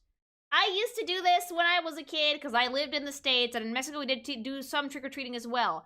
And every kid knows, every child knew, that when it came to Halloween candy, there were rules, there were tiers, there were unspoken horrors and delights and delicious things, and things that we do not speak of and we do not fucking put in the fucking pillowcase, because that's how you have to trick or treat. You have to go with a pillowcase. You have to fucking get that good shit, all right? No yee-ass plastic pumpkin. Pillowcase. So I thought it would be fun, as a fun little experiment to do with chat, to make a tier list of Halloween candy and see which ones we remember and which ones we don't, and which one we consider either God tier loot at best, banger candy at second, a staple treat at third. Okay, but I would probably trade it if I get the chance from, like, the one weird kid that actually does like fucking peppermint patties. And then we have dog shit. The Halloween gods want the word with you. And then at the last tier, this one's more for me, the Humegalol tier, which is, I don't remember this candy. What the fuck is this, right? So we're going to go through Halloween candy that Hubby helped me put together. I put together some of these. Spanish helped me put together this at the end. And we're going to talk about it, and we're going to see where we're ranking these bad boys, chat. Where are we going to put this? And if this brings up any fucking deep-seated childhood memories, I am sorry. But you're going to have to talk about it. Let's open up. Let's talk some candy. Fellow things, arm yourself and get ready on your hell of choice. Oh yeah, get ready for bad food takes, mama. Okay, we begin with 3 Musketeers. Now, I don't know about you guys, but did anybody know what was on the inside of a 3 Musketeers bar? Like, I don't know what it was. I think it was like solid, it was chocolate something, right? I would say that 3 Musketeers were only just okay for me. Like, they were like, okay, would probably trade it. I would prefer a Snickers, right? It's like whipped chocolate. It was fine. I was never like, ew, when I got this in my fucking, like, basket/pillowcase, but, like, not the candy that I would buy at the store, you know? I take them from you. Okay, Metal would trade me. 100 grand. Now, I think I had about 1 or 2 of these during Halloween when I was a kid, and I really liked these, and I was just confused as to why I could not fucking find them at CVS later when Halloween was over. I actually like these. I liked 100 grand. How dare you insult my Musketeer? No, yes. For a 1K. These are dope. I like these. They had like fucking crunchy Rice Krispie shit on top and like caramel on the inside. These were good. I would put these as like, not a staple treat. I would put these as like a banger. For me, these were banger. Okay? Solid like A tier for me. I like these. I think they're B tier. No, they're A tier. I like these. I would never trade. Are they just Lion Bars? No idea. 100 grand? I think they're good. Okay, I'm good. Airheads, fucking god tier loot. I'm sorry. Airheads are the tits. Airheads are fucking delicious, and I will die on this hill. I love Airheads. Okay, hard pass. S tier, god loot. Oh, by the way, if you guys want to make these, I'll link you the site. If you guys want to do like your own Halloween County tier list, Airheads, god tier for me. I love these.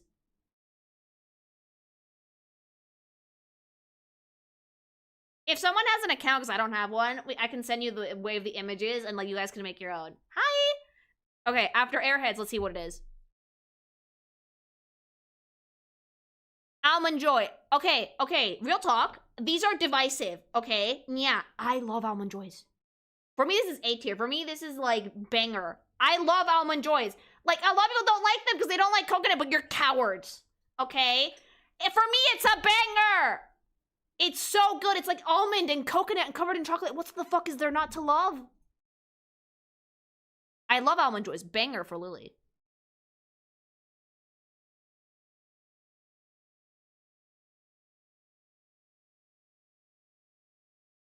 Andes. Now, when I was a kid, I did not appreciate chocolate minties. My sister loved these. I always traded them with her. Now that I am a grown-up and I'm a sophisticated young lady, I love Pika, I love mint. Yeah, I would have them now, but when I was a kid, I was like, bleh, so I always traded these with my sister. Grab an almond joy and you should keep saying it. Thank you! You know what? Would trade. Andy's, like, milk chocolates, would trade. I'll trade them with Wave. Okay, but I would trade. Airheads tastes like battery acid. Gulag! You're going to the gulag! You're going to gay baby jail! How dare you! But thank you for the super chat. Thank you. Okay, Andy's, I would trade them. My sister and I would trade them all the time. What the fuck is wrong with you? What the? Seriously? Seriously? Seriously? There were adults that did this! There were fucking grown-ups, and they were almost always almond moms that would be like, oh, Halloween candy's so unhealthy. Here, take this. You know what happened to that fucking apple? They got thrown at people. This covers all fruits. Some of them gave oranges. I lived in Florida. This is terrible. Moderate, disgusting. No, the only apple I want in Halloween is covered in candy or chamoy. Dog shit. Dog shit. D candy. A weapon. Don't give apples. Baby Ruth. Ooh. These were a staple, I think. Baby Ruths, I didn't see them that often outside of Halloween. I like them. I prefer Snickers. So for me, these were a staple. Like, by the end of the night, you need to have, like, at least 2 or 3 Baby Ruths in your pillowcase. These I think they're staple. Like, they're in every fucking Halloween bag. Solid, yeah, it's a solid fucking, like, B tier, staple treat. Giving an apple on Halloween is like hanging a sign out your house that says, please egg and TP my house children. Seriously! Like, if you give apples, like, what the fuck is wrong with you? Baby Ruth are solid. Okay, next. Bazoo... These look like erasers. I don't remember these. I remember the double bubblegum, the good shit. I think that, wait, wasn't this super hard bubblegum? If you give Kid Me an apple, you're getting wet Jolly Ranchers on your damn windows so they all break when you try to pull them off. Never forget. I love how everyone can agree that an apple is a fucking a crime against humanity. Thank you for the super chat. Lily, they come with little comic strips. Yeah, but wasn't this like super hard bubblegum? Like, this shit broke your teeth. I'm not, like, I would trade this because, like, it's bubblegum, but this shit broke your teeth. Trade. I would trade this one.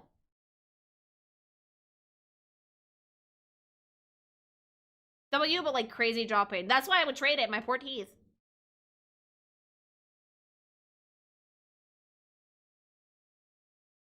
Spittle honey. These, old people snacks. I did not like these. I did not at all like these. These are not good. I would put these in dog shit, chat. I would put these in dog shit. I'm glad chat agrees. Ugh. No. It's an acquired taste. No, children don't have acquired taste. You have sugar or sugar. Blow pops. I was not a fan of blow pops personally, but I think my sister really liked these. For me, blow pops are a trade. Got here. Not for me, sis. I trade these.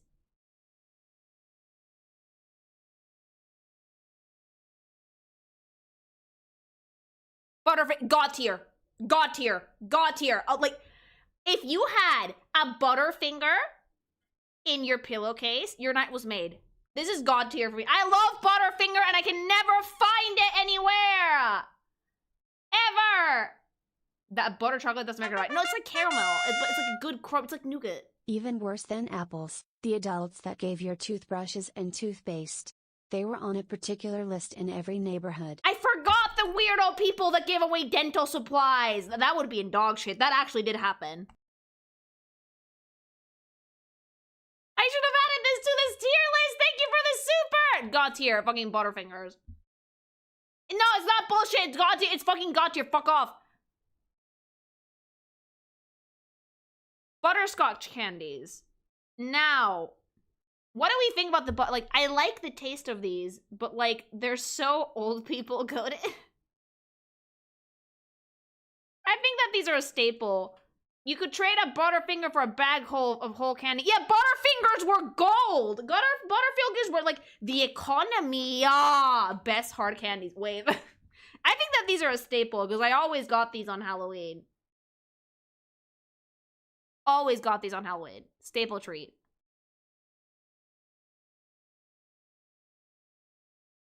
All right, what's next? A lie. A lie.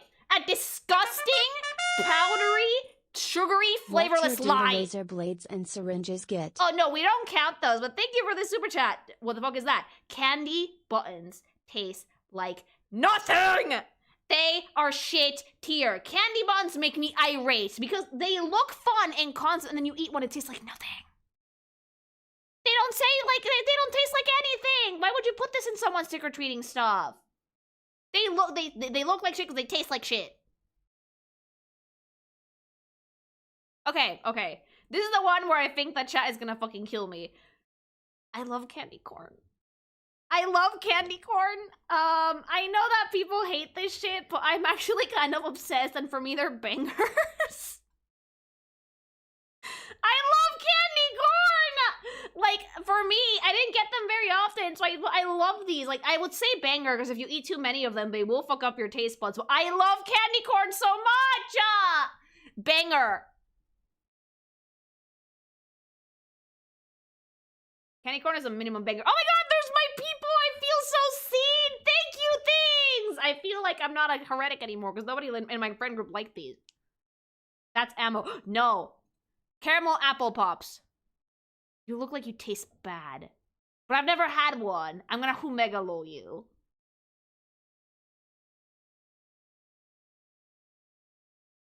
Has anyone had those? Has anyone had a caramel apple pop?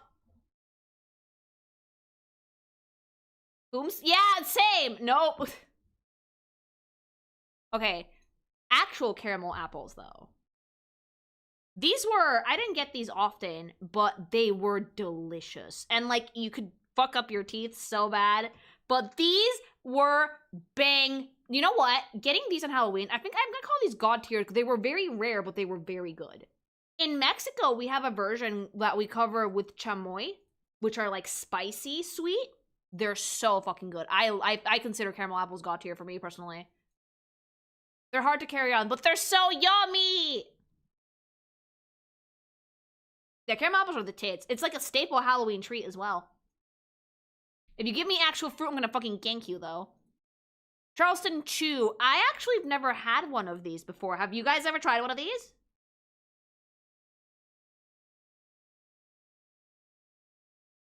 I've never heard of this one. No, I think this one might be Humegalold. Yeah, like, what the fuck are you? Who are you?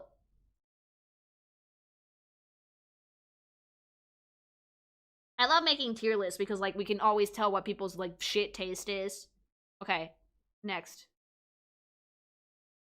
Hell. Circus peanuts are vile, disgusting, some of the grossest fucking shit, and they have, like, a fucking tablespoon of sugar each. These are disgusting, they are vile, they are foul. Circus peanuts can go right to the gulag, chat. If you like circus peanuts, you're going to jail. Gulag.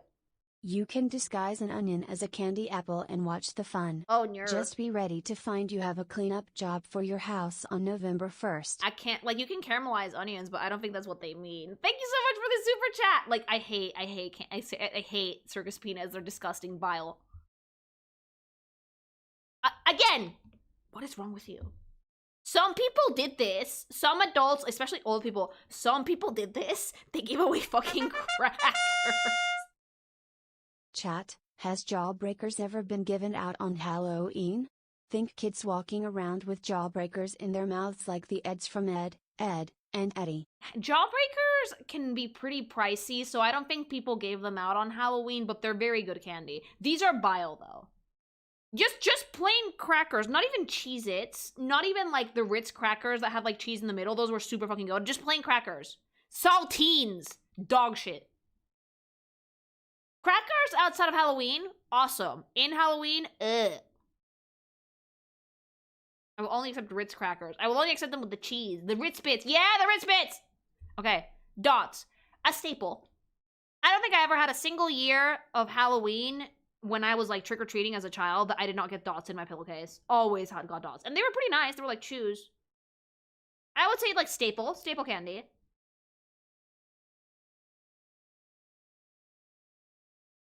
These are fire. I do like dots. God tier. This is the only bubblegum that I've ever liked in my whole entire life. The flavor, the texture. This is what I want my Gamer Supps flavor to be. Like, if I ever get one, I want this. I want, like, the double bubble, delicious bubblegummy, like, fun flavor. Like, oh, it's so good! This is God tier. This is me. Like, this is literally me. It's like fucking bits of me that people eat on Halloween. Flavor disappears quickly, but always a good time. It's delightful S tier bubblegum. Dum-dums. Oh, look, it's my chat. What are these? Are these just, like, weird lollipops and weird flavors? You know, I prefer, like, Chupa Chups. These are classics as well. I think I did have Dum-Dums. I just never saw them in this packaging. I would always crunch everything. Lollipops, hard candy, and I would always swallow gum. Wave! I had no patience. Also, getting the small chip bags like Cheetos or Doritos was always solid to me. Oh, dude, yeah, those were great, but they were very rare. Dum-Dums, I would put them in staple. Like, they're good shit. They're always in Halloween. These are the things that, like, parents would get, like, a really big package of and then just, like, open them and put a bowl outside. Now, I think that the next one is actually a Mexican staple, but I'm going to introduce it to you because I love this shit. Mis cositas in chat, if you know, you know. This is actually one of Hubby's favorite candies. Let me introduce to you the almighty Dubalin! The best ones were the ones that had the strawberry flavor in the middle. These are the tits. They're like little, like goop, vanilla or chocolate flavored goop, sometimes with strawberry in the middle. These are delightful. These are God tier. Like, whenever I used to get these in Halloween, like even in trick-or-treating in Mexico, I was so happy. Never heard of it. This is a Mexican staple. But I will tell you this, they're delightful. God tier. Fucking the best shit. We do have some Mexican staples that I'm going to introduce you guys to. El mejor dulce. Escuincles.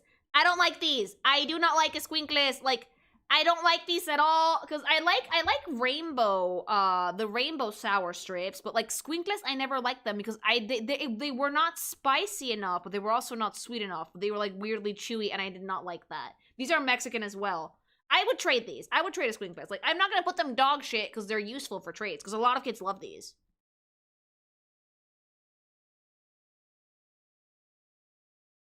Fireball. I believe that these were a danger to society.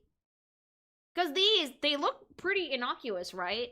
Yeah, no. Put one of these in your mouth. And, feel the burn. Peak, we had Duvalin in Brazil. I love them. Oh, Duvalin is the tits. I love that candy. Thanks so much for the super chat. Like, no, like, these are hot. Like, yeah, no, they're not good. I'm gonna put them in, like, I would trade these, because, like, put this in your mouth for more than 2 seconds, you're gonna get, like, invaded by cinnamon.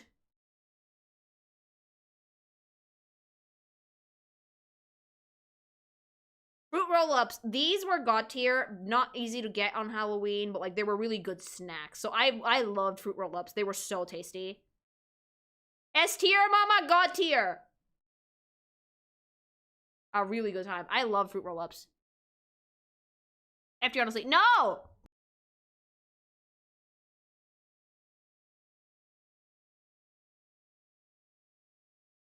Alright, next. I love fruit roll-ups, yeah.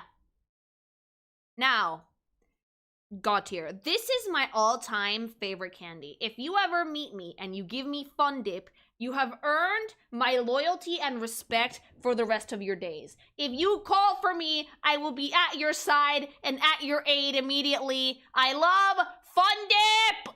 They don't make it anymore where I'm at, but I love Fun Dip! Do not snort it. It's so good. Ugh. Maple Pines Energy. Yeah, buddy! I, like, snort it. Don't. No, do not. Yeah, if you give me Fun Dip, you will earn my loyalty forever. Yeah, trade me your Fun Dips. Give me your Fun Dips. Getting Fun Dip in Halloween is like getting a legendary gun in Borderlands 4 with the best add-ons. It's rare. Ring Pops! I actually really like Ring Pops. I think they're banger. Like, Ring Pops are super good. These are delightful. My computer, not yours. Yeah, I would say banger for Ring Pop. Not S tier for me, but banger. Definitely banger. If I get you a bag of Fun Dip, will you be my wing woman? Yes, if I don't pick up your girl instead. But yeah, banger, banger.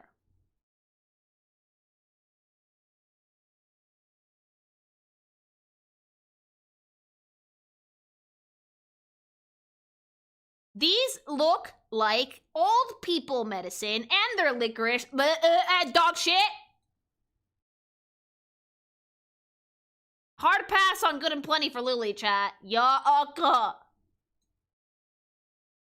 Worst Mike and Ike's. Oh! Black licorice too. Gum! Who was the fucking loser that gave out gum on Halloween? Nah! This is like the toothbrush equivalent, but like it was like mint gum. Like, look, bubble gum, dentists, disgusting people, vile people. People who don't know fun and whimsy, okay? People who hate children. People with no taste buds, okay? Dog shit. The Halloween gods will like a word.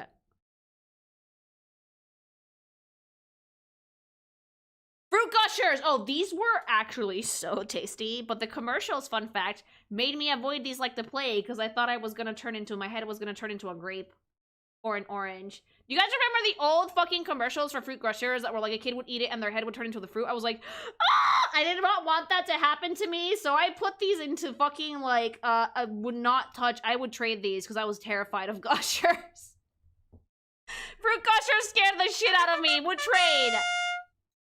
Combine Ring Pops with Fun Dip. Oh, delightful. Don't even tell me. 92,000 had a lot of body horror kids ads. Again! Who would do this on Halloween? Nah! I don't want breath mints on Halloween things. That's disgusting! Hold on, Pokemon is satanic but Halloween was fine? That's like the reverse of my childhood. My mom wanted us to be socialized. Thank you for the super chat. Like, they're fruity. No, dog shit. You don't give out howls on Halloween.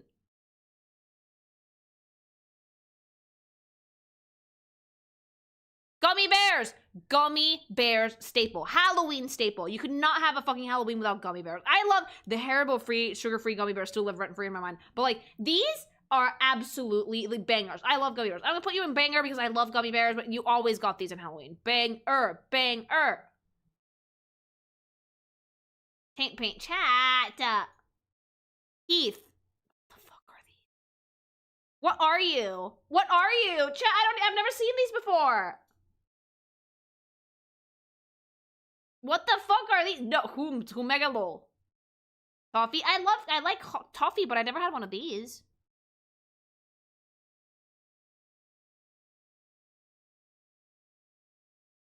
Okay, now you guys are gonna hate me. Fake chocolate tastes like fucking garbage. Dog shit. Not Hershey's is not good. I used to like them when I was a kid, but then my grandpa was like, and like he just like, no, not real chocolate. This is all fake chocolate. Absolutely not. No, dog shit. Hershey's is bad.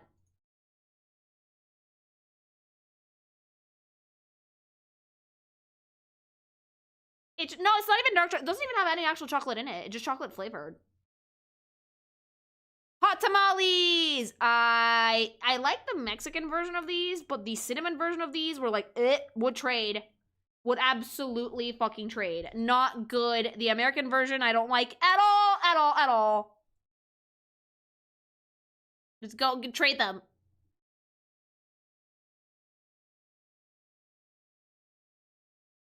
Jolly Ranchers were pretty good. I consider a Jolly Rancher a staple. Like, these were always nice. These were always good to get. Like, nice hard candies. You could do a lot of shit with Jolly Ranchers. I would put them as a staple. Yeah, I love Jolly Ranchers. They're good. Staple. Like, if you gave me a Jolly Rancher, I'll eat it.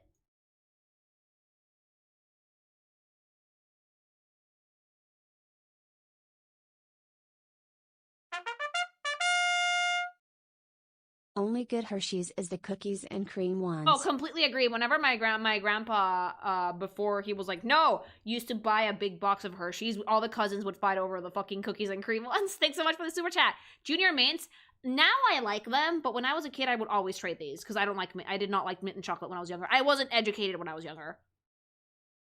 Would trade.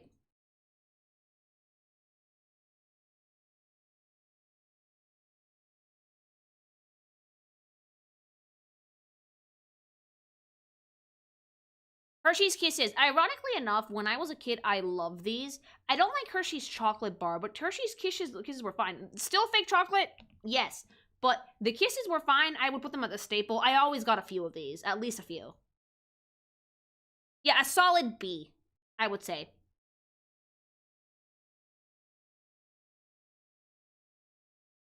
God tier!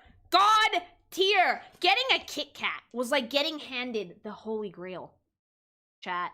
Getting a Kit Kat was like, oh, and like a full Kit Kat too, not even a mini one. Like a full Kit Kat was like your birthday on Halloween. These were the uber candies. This was what every child wanted. God tier. And not even a more acquired taste like Butterfingers. No, everybody loved Kit Kat. Laffy Taffy. No. No, I would always trade Laffy Taffy. The chewing this shit was impossible. I hated it. I prefer Starbursts. Honestly, I would trade this. I think I would trade it. Laffy Taffy's tradable. Okay, what would trade it? Like, I would not put it, like, super dog shit, but, like, not my favorite. Lemon Head Lemon Candy. I like it now, but when I was a kid, I was like, I don't know if I, like, yeah. I would put these on, like, a staple, because I always got these, but, like, not my favorite, chat. Japanese Kit Kats are better. American ones are mid. Japanese Kit Kats just have more flavor variety. The formula is the same.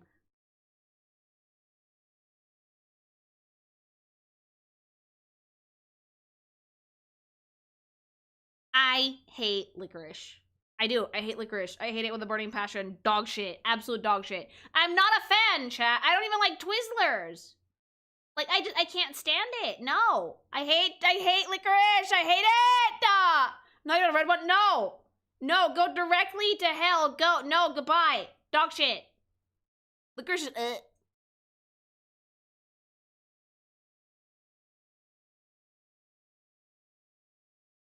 Can something be a staple and God tier at the same time? I love M&Ms. Like, it's funny because I don't like Hershey's bars, but like M&Ms for some reason always get me. Like, I do really enjoy M&Ms, especially the ones that have like peanut butter or like cookie inside. Like, ooh. I would say, yeah, I would say M&Ms are God tier. Hershey's chocolate bars, nah. But M&Ms, God tier. Peanut M&Ms are the tits. Yeah, yeah, yeah. Thanks so much for the follow. Mamba. I remember. Wow, core memory unlocked. I remember these. I do remember these. I don't remember if I like them. No, like, like, I remember these, but do I like them? What the fuck are these? Like, fruit bars? Fake Starburst. No, I have no like, I remember them, but I don't. Like, it's like the Twilight Zone. I'm gonna put you in Humega lol, because, like, why are you, like, in the fringes of my memory? Ah!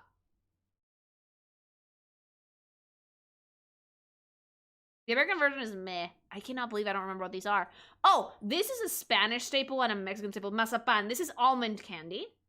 This is made with, like, nuts. And the Mexican version comes in, like, these little round pucks. Mazapan is de la Rosa! But the Spanish version is actually really tasty also. I would put Mazapan Hershey bars into are banger. Hershey brand. M&M is a Mars brand. Different companies. Oh, good. I would put Mazapan into, like, banger. I always love these. They're so good. And in Spain, they have, like, them, like, handmade for the holidays. I'm gonna get some this year, I think. Then this is more for the Mexican things, again. Are you guys ready? Miguelito! S tier. Hubby doesn't, like, think that this is S tier because he's like, it's just salt. No, mama, it's not salt. You're fucking... No, it's not salt, you whore. It's delightful! He's like, it's fucking no! It's delicious. I put the shit on popcorn. I have a big tub of it in my fucking pantry. You put the shit on popcorn, you're Gucci. It's like sweet, spicy little powder that you can just eat straight up. It's so good. Got here. So it's salt. No, it's not salt. They're savory and sweet and delicious. It's a candy. Banger. Like fucking got here. Got here. No. Got here.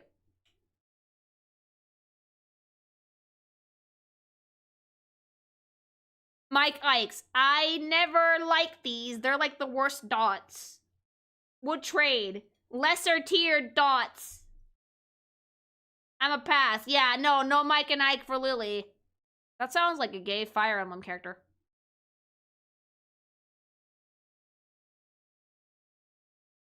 Milk Duds! These were surprisingly good, but I would always, like, prefer to get, like, a Snickers or something, you know? I would say that these were a staple. A staple. That this could be a staple for most people and a banger for some people. I would put it at staple, personally.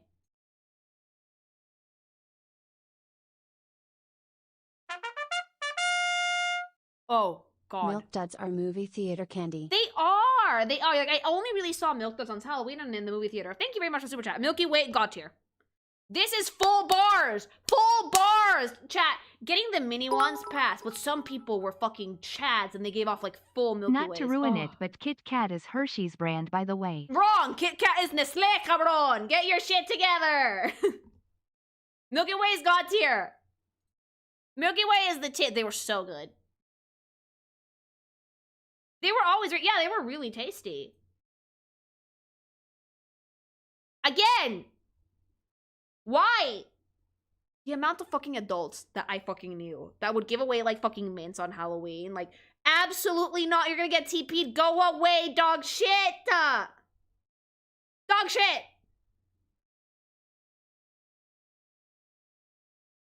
I hate mints on Halloween. Why? Mr. Goodbar. Again, these were slightly better than normal Hershey's bars because they had nuts, but I prefer the almond version. I'm going to put you as a staple. These are okay. I prefer these to the standard Hershey's bar because the standard Hershey's bar doesn't really taste like much. You'll be your dentist. Oh! Dust! Your grandfather's ashes mixed with sugar and food coloring and condensed into candy. Necco wafers are a sin. Necco wafers are condensed souls of the dead that are fucking turned into Halloween candy that are way lamer than fucking Smarties and taste like nothing. Not the Gamer Subs Grandpa's ashes. That one's actually tasty. This is just like old people ashes condensed into fucking wafers and like given to people like Halloween. Dog shit. Dog shit. There's a lot of candies that are actually in the dog. I think the dog shit Halloween candy pile is the biggest one. Oh, shit! Can I just say this? Anything Wonka is instantly god tier for me. Nerds are so fucking good! Nerds are, like, instantly elevated to godhood. And usually these don't come in small boxes. Like, they had like, tiny ones, but, like, they're, like... Have you guys ever gotten a box of Nerds? They last for fucking ever. There's so much shit. These are god tier to me. You've redeemed yourself from the candy corn. I like candy corn. I love Nerds. They're like good and crunchy and delicious. Okay, god tier is on par with like dog shit Halloween candy. Thank God. This is the only chocolate bar that I would fucking stand for. This is the tits. This is magic. This is like my favorite chocolate when I was a kid. God tier is fucking Nestle Crunch. Thank you very much. Fucking delicious. The good shit. I like that we can agree on some of these. Okay, these are like Starburst, I think? Now and later, I prefer Starburst. I think I would trade these. Not bad, but I would trade them. Crunch bars or the tits? Teeth breakers. Yeah, these were not as chewy as Starburst. So just to trade it, I would trade it. This is another Mexican treat. These are wafers stuffed with dulce de leche. But you could get these in Mexico, like, wrapped in little plastic, and they would just sell them individually or in packets. These are the tits. When I tell you guys that these are so fucking good, just the wafer with, like, the, like, dulce de leche or cajeta in the middle is, for me, banger. Obleas con cajeta, banger. A great snack. My grandma used to stash these in her candy drawer when I was a kid. They're really good. And then we have plain wafers. Now, I never got plain wafers on Halloween, but I used to get them after I used to go to church on Sundays with my mom because they would give them out to the kids. And by themselves, they don't taste like anything, but you could put Miguelito on these or like Pelón Pelo Rico or whatever, and they tasted pretty nice. But by themselves, they're kind of dog shit. They just taste like air. I'm gonna have to put you guys in dog shit. I like the little note you gave me when you asked me to find these. Yeah, but I had to give notes to Spanish because these were all Mexican. You get to be cannibal, body of Christ. Oh! That Jesus! Bless you. Cubby's here. That was... Can you, like, not dad sneeze while I'm laughing? Babe! Amanda!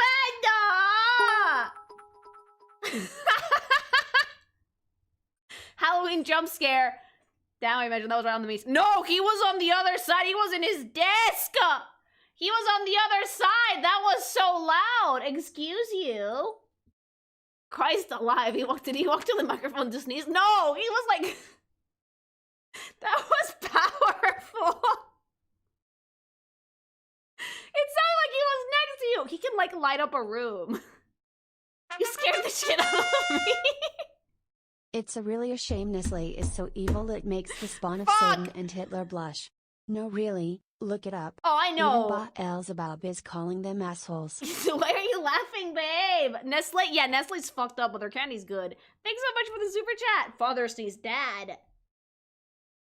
Ooh, I don't like these. I don't like these at all. I would fucking trade these, I think. You could blow away a tornado with that sneeze. I don't like them! They were cute, but I don't like them. They're not edible. They're candy. Yes! You could assemble your little burger. I would put you in trade.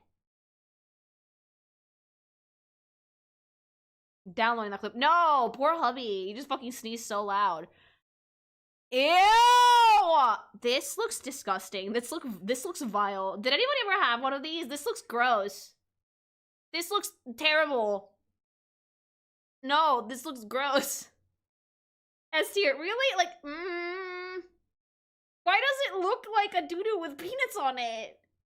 The peanuts meant to go inside. What the fuck? Yeah, this should be covered with chocolate or something. These should be covered with chocolate or something. That's not, no.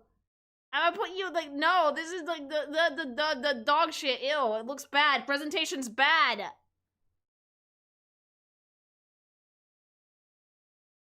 Peanut butter kisses. I've never had these, actually. I'm gonna humegalo you, because I prefer peanut butter with chocolate.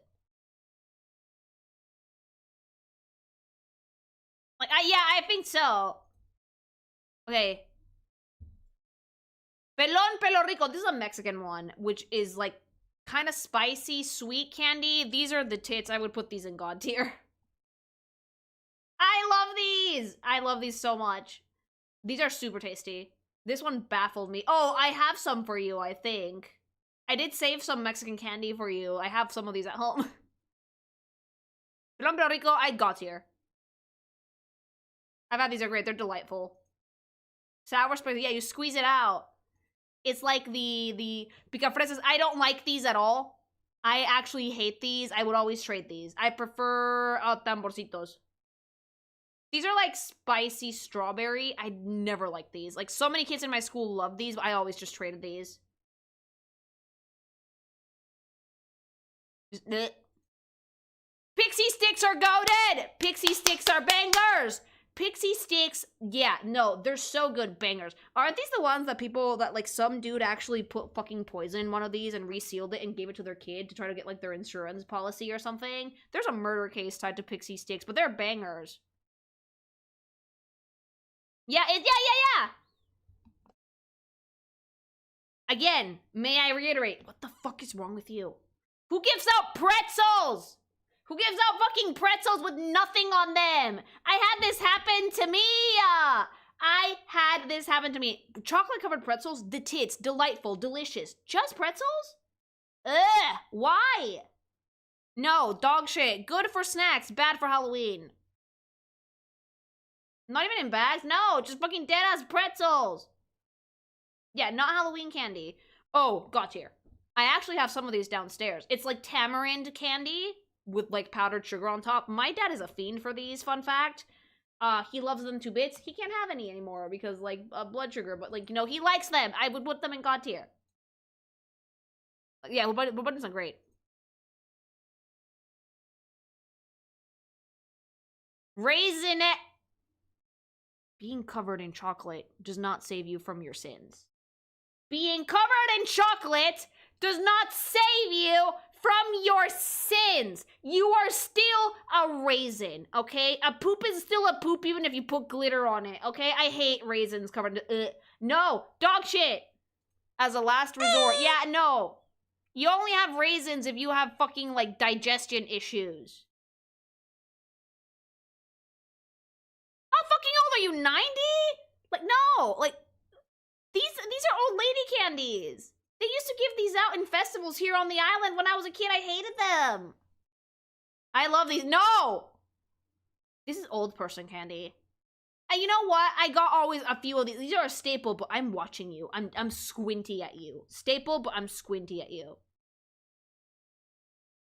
They're very much so.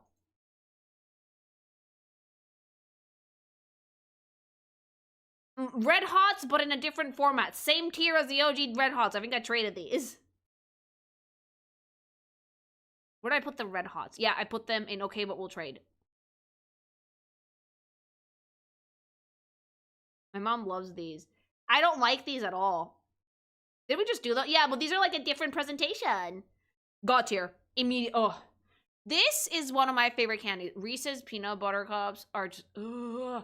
And, like, bonus points if you got not the mini cups, if you got the big ones. Bonus points if you got the big cups. They were... You know what? You wanna know how easy it is to make Reese's Peanut Butter Cups? Chat, let me fucking show you the magic.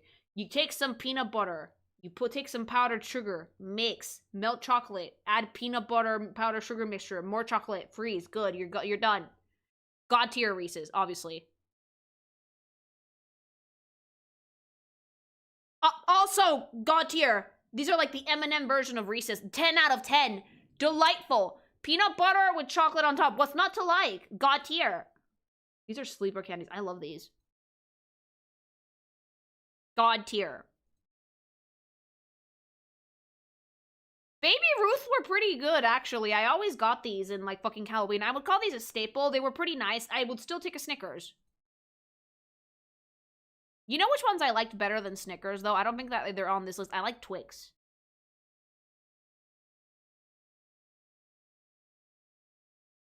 Ron's! These are the tits, actually. These are bangers. I don't care what you say. These are bangers. This is like what banana originally tasted like. These are the shit.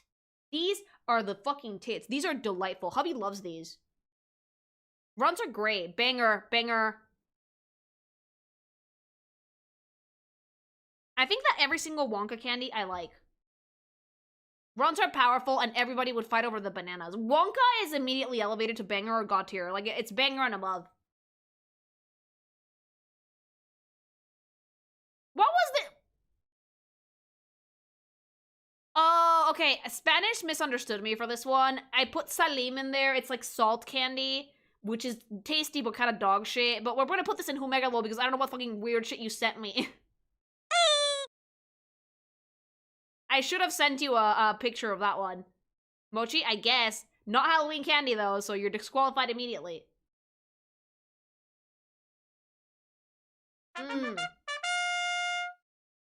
32 months of pink thing chaos. And I swear, Lily, you better do right by Skittles. I hope I do. Thanks so much for the sub, Raiden. Thank you. And to many more months here. Woohoo! All right, saltwater taffy. No. Trade, always. They're too hard to chew through. I'm sorry. Hell no. I would trade. I'll take it. Metal can take the saltwater taffy. Skittles are god tier. I don't care what you have to say. I love Skittles. I adore the crazy sour ones. Ugh. You know what? I feel like I want to get some candy for fucking Halloween because, like, I want to feel like a child again. I'm sorry. I like Skittles. Skittles are god tier. Anything less than I will be judging all of you. No, I told you I was going to do right by Skittles. Smarties. They're like the weaker M&Ms, I think. I would put them a tier below. M&Ms are like banger / god tier. What are they? M&Ms are god tier. I would put Smarties at like a staple because you always get Smarties. They're like the weaker M&M.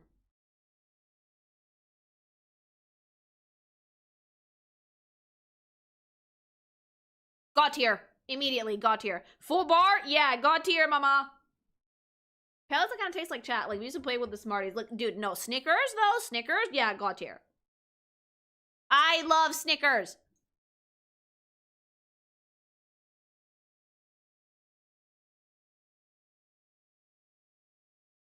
Sour Patch Kids, I love them, but, like, they destroy your tongue. Banger. Super tasty. Absolutely destroys your tongue. A tier for me. Starburst, I actually really like. I think that Starburst are actually kind of bangers because they're soft, they're chewy. The other ones you can't chew through, but Starburst are actually pretty fucking good. I would say banger. They're pink also.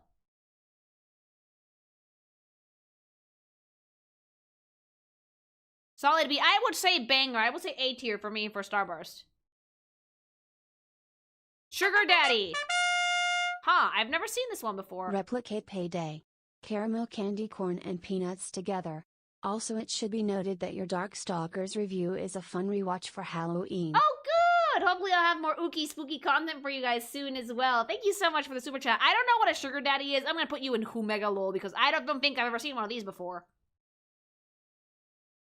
Go away.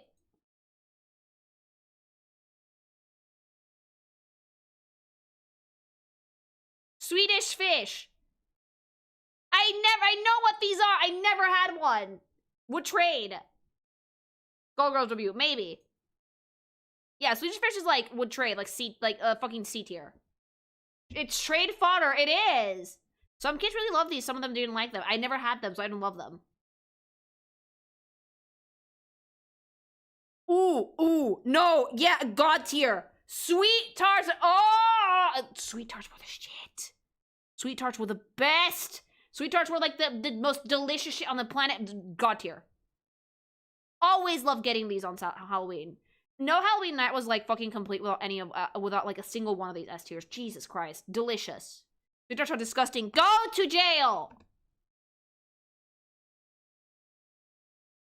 These are my favorite Mexican candies, so they're immediately fucking god tier for me. These are like the chamoy compressed powder. They like melt in your mouth though. They're super tasty. All of mine melted over the summer. God tier.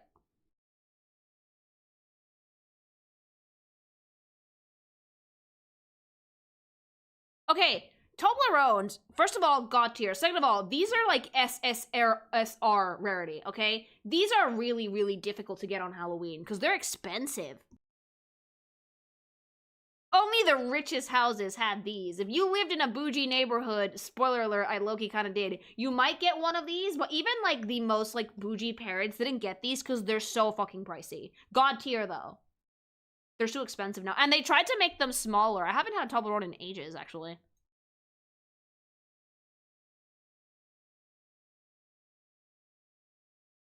I don't like Tootsie Rolls. I would trade Tootsie Rolls. I do not like Tootsie Rolls. You don't deserve this giant Toblerone. I want one! Tootsie Rolls are trade fodder. I'm sorry. I never like them.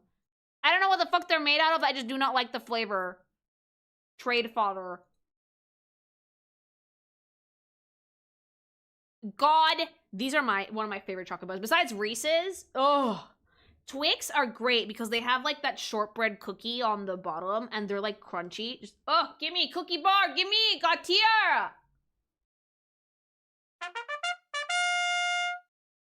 What is a Toblerone? Toblerone is a chocolate with nougat in it, but it was like Swedish or Belgian chocolate or something. Very, very tasty, but they're expensive because they're all imported. Thanks so much for the super chat. No! Ew! Dog shit! Do you prefer the left trick or the right tricks? I always take the right one.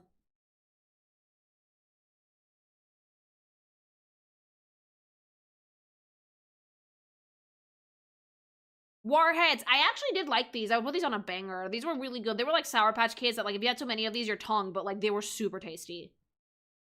Why? Twizzlers are nice. No! Any form of licorice is disgusting.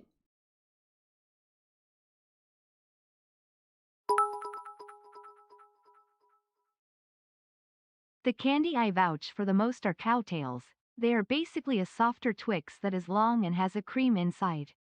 If I ever gave out Halloween candy, I would give that out. Plus they are always cheap at Wawa. What the fuck is Wawa Wave? Okay, these are wax. These don't even taste like anything. These are like just wax candy. I don't think there's anything in these. Like, they're supposed to be like some sort of gummies, but they just taste like wax. I like the gummy candies for like the soda. Those are good, but like these just taste like wax. Wawas are at gas station. Oh, yeah, I would say ew to these. Dog shit to these. Not Twix, a softer Tootsie Roll. Oh, okay, because like, I don't like Tootsie Rolls on a good day. Okay, yeah. Dog shit for me for these. They have syrup, but yeah, but like mostly wax. Okay, so these I don't know how to feel about because like they're old people coated, but they're still tasty. So I think if they're a staple, I always got at least some of these. Like, yeah, a staple treat. The basic bitches of the fucking trick-or-treat world. Who the fuck cares if they're older than me?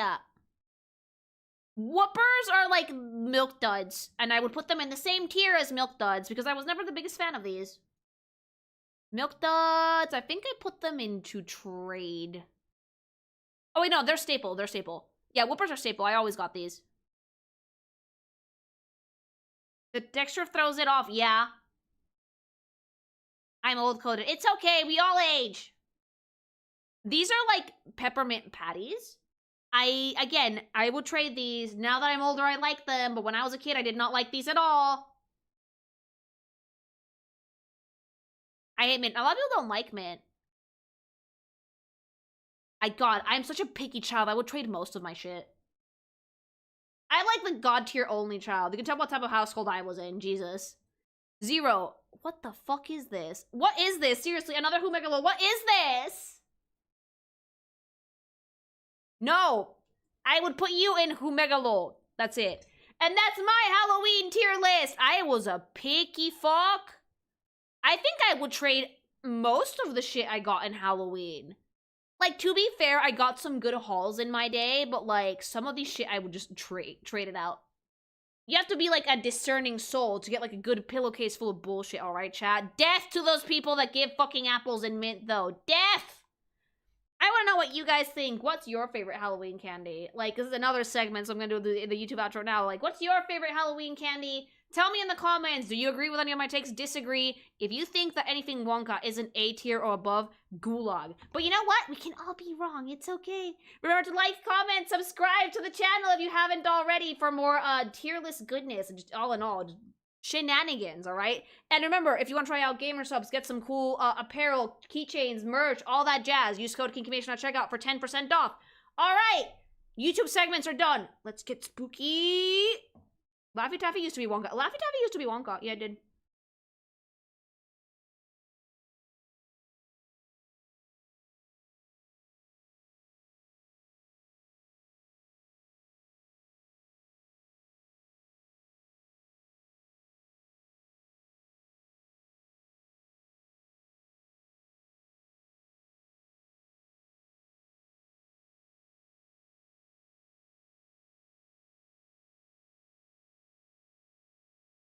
I'm gonna wind down. I don't know if I'm gonna play Silent Hill because I don't have that much time left, actually. It's already been 2.5 hours of just yapping. I have less than an hour, or like half.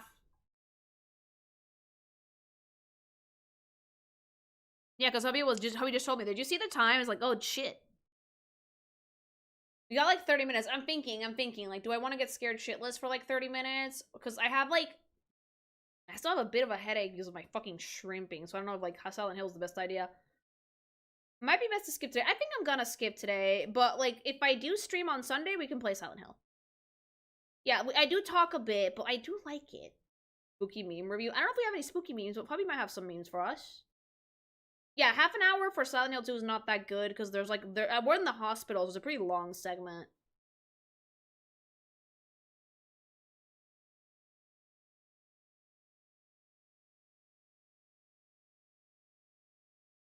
Any more Mexico Mexico you got? I think we went through all of them actually. Yeah, we can wind down, we can chat some shit, do some memes. Like, God, never shrimp chat. Like, sit properly, do good posture. Like, my fucking neck hurts. I think you need more than 30 minutes for the rest of Brookhaven Hospital. I will tell you that. No, yeah, because I know that it probably has an Otherworld section, so better to wait it out. I'm excited to go back, though. I like Silent Hill quite a bit. Lily's languages are Spanish, English, and Japanese. Absolutely. Maybe a little Hades 2 run. No, we'll leave that for tomorrow. We're gonna play anyway. Oh, wait, no, tomorrow we're doing Sonic. But no, I'm good with not having Hades right now. Like, oh, I'm winding down. I need to stretch. Stretch! And pop my shoulders, because Jesus, stiff. Stiff shoulders.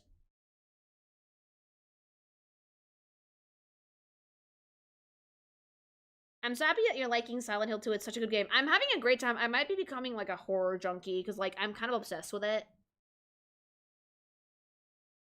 And the gsupps break. And a gsupps break. I actually did get Vay's Bloodlust for the stream, but, like, I didn't actually need it. Cat? No, that was me. Sometimes I make noises. I bought Hades 2, made it to Cerberus on my 4th run, beat him on my first try with Eris's debuff. I apparently am better at things than I thought. Oh, good! See? You can do it. You're lucky, though, because you don't have that streamer debuff that makes you play 30% worse. Yeah. What did you rank 3 Musketeers? I put 3 Musketeers at, like, a staple candy, I think. There's a lot of people that cannot handle horror that absolutely love it. Like, here's the thing, right? Apparently I have great reactions for horror. Even if I'm, like, a fucking, baby. But I do like the story. If a spooky game has a good story, I have to do it. And, like, I think I'm super cooked for Silent Hill F chat. Because of the Hot Fox Daddy. Oh! You said 3 Musketeers were trade, you gave them to me. Oh, yeah, I would have given them to Metal. Yeah. Thank you. Guys, I have the memory of a gold chip, of a goldfish. Are you surprised?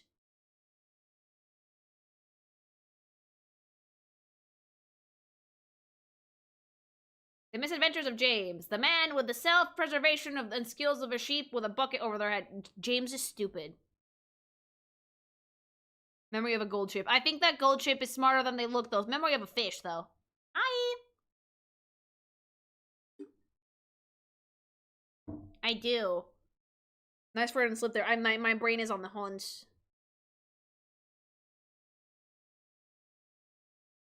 There's a Silent Hill F mod for Rice Shower now. People mod anything. Something happened to Gold Sheet? No. It's fine. Gold Sheet is just being a horse somewhere. I got to Epic Universe for my birthday. Oh, good! Hi!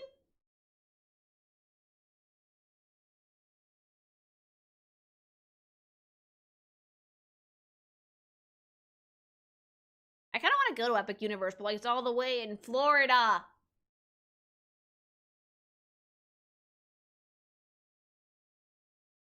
Voltage probably being a menace. Oh, they're probably asleep or chilling. You know, they do that. Reject pink thing and return to Hans. I am Hans. Well, I'm not Hans, actually, but people think I am because of my ears.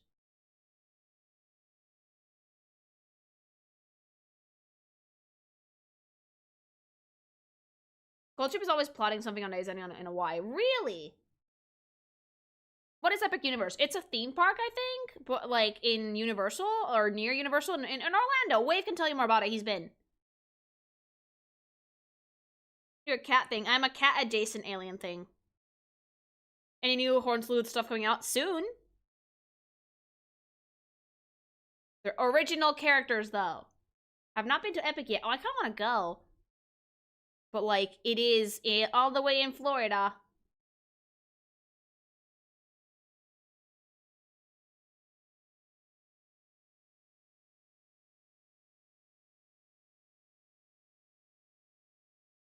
Oh, also, quick PSA because I've been on the internet for a little bit. Data mining for Pokemon Legends DNA has begun, so if you guys don't want to get spoiled, stay the fuck off Twitter. Like, these people cannot fucking help themselves. If you have any interest in playing the new Pokemon game and not getting spoiled, stay off Twitter. The data miners are at it already, because they have no chill whatsoever. I don't know how the fuck they managed it, but they did. So, yeah, careful.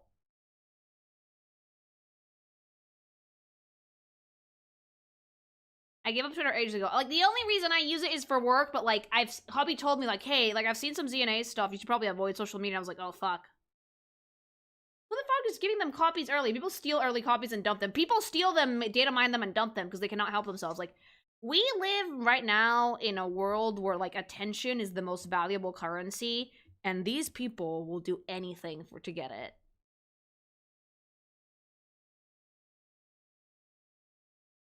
Like, clout and attention is what people want the most now, and let me just tell you this, that is not very fulfilling. That is very empty praise and a very, like, well, not empty praise, like, but it's very empty fulfillment. You should definitely try and get, like, your self-worth and sense of self of something that isn't the internet. Because if that's the only thing you rely on to feel, like, good as a person and to, like, get attention and shit like that, when you don't have it, you will turn into a fiend. And, like, now, with video games, you can't enjoy anything anymore. There's no more suspense. There's no more surprise, you know? Not even a little bit. Everything is just, like, content, content, content, content. And I find that to be kind of, like, boring.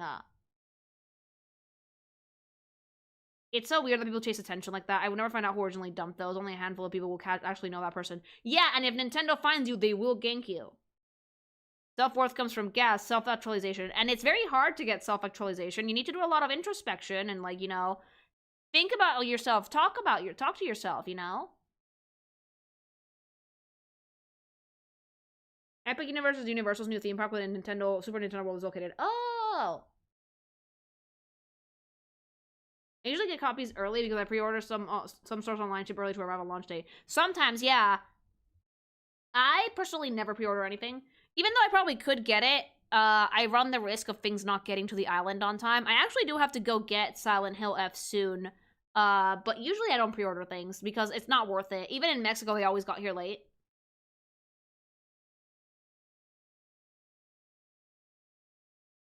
Plus, as a streamer, guess what? Playing shit on release date, not a good idea. People would rather play the games themselves, so they're not going to watch people playing them. Like, when Silksong came out, I had people literally come into chat deadass and be like, oh, thank God someone isn't fucking streaming it, I want to play it. And I was like, yes, hello, I am your haven of rest. I will fucking let you be here and not get spoiled for Silksong, because I did not want to play it on release date, because I had other stuff I wanted to do.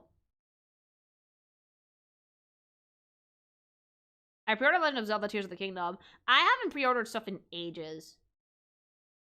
That's the problem with 2025 in games. Like, there's been too much witch hunting and cloud chasing and ignoring double standards, especially from Sony. I think that it's just too many people who want attention and nothing else, you know?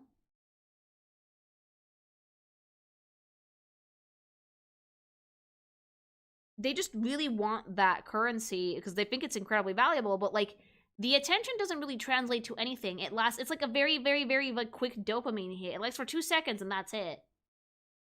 Like, you need to have things outside of the internet that give you joy. Like, I know that if I don't stream for a day, I'm not gutted about it. I have other things to do. I can hang out with hubby. I can hang out with my dog. I can just, like, call up friends, chat shit with other people. And, like, I can do other stuff that makes me happy. But some of these people, if they're not getting, like, comments on the internet, their day is, like, empty. It's like the Barbie movie. Like, Ken is only happy if he exists in Barbie's eyes. Kind of like that. When you played some games on release day, I had to skip a few streams before catching up. I think that playing games on release day, it's not a good idea. It's better to wait a little bit so more people can have the chance to play the thing and then play it as people play along with you or a little bit ahead of you.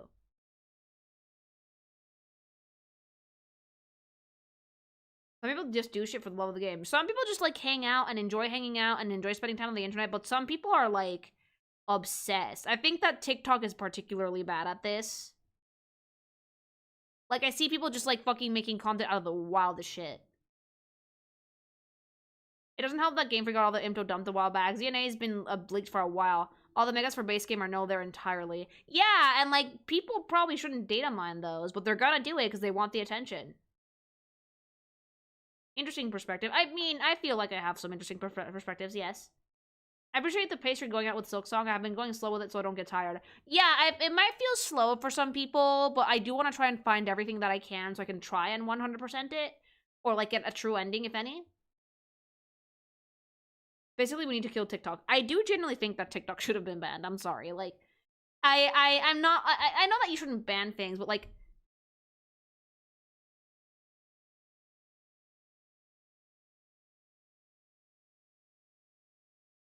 I think that, like, content that's short form, like, it should be, like, 5 to 10 minutes at least. Like, 1 to 2 minutes is too short. And you forget everything you see immediately.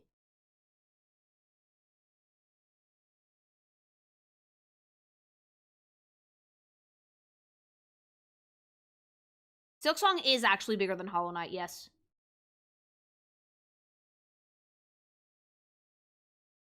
This is an online game like Halo. I don't care about getting shit on release. I just want to enjoy games my way. Oh, same here. But people get mad at me when I play games my way because I play like a fucking animal.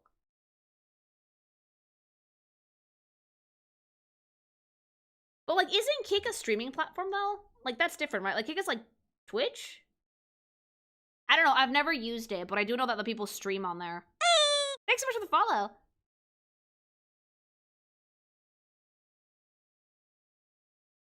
It is a streaming platform. Yeah, like, I've heard of it, but I've never used it. I hear, like, they're not super friendly, though, especially, like, VTubers. It's filled with casinos and politics. Oh, wait, is that the platform that was made by, what was it called? Stakes?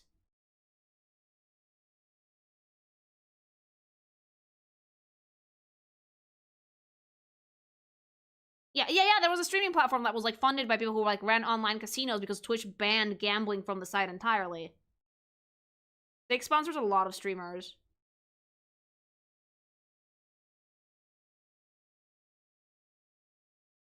It's also that nuisance streamer known as Johnny Somali hung out until he was arrested. Oh, yeah, okay, that makes sense. I always thought that, like, wait, why isn't that dude banned? If it was kicked, that's why.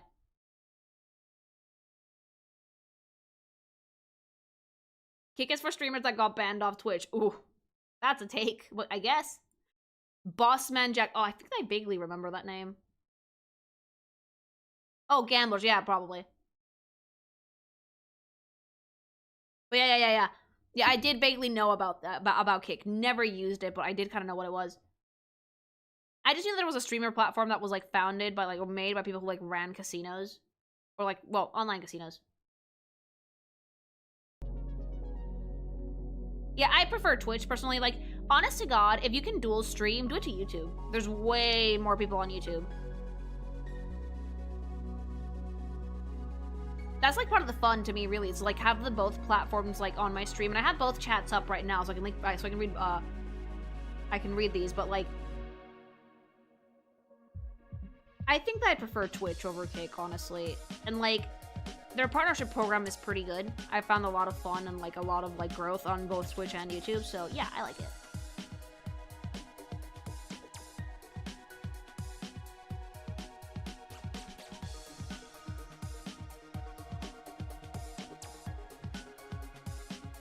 I found a lot of streamers may not want to do YouTube because they like to run their Spotify playlist and they can't do that on YouTube unless they mute it on that site. Believe it or not, Twitch also mutes you. Twitch mutes you after the fact if you have, like, copyrighted music playing. And yeah, I mean, I've had streams being shut down dead ass on YouTube, like, because of copyright stuff. But I do think that it's nice to have the YouTube alternative as well because there's a lot of people here. A lot. Like, YouTube has so many users, like, way more than Twitch, I'm sorry. But YouTube is stricter. Like, when it comes to moderation, I think that the stricter platform is YouTube.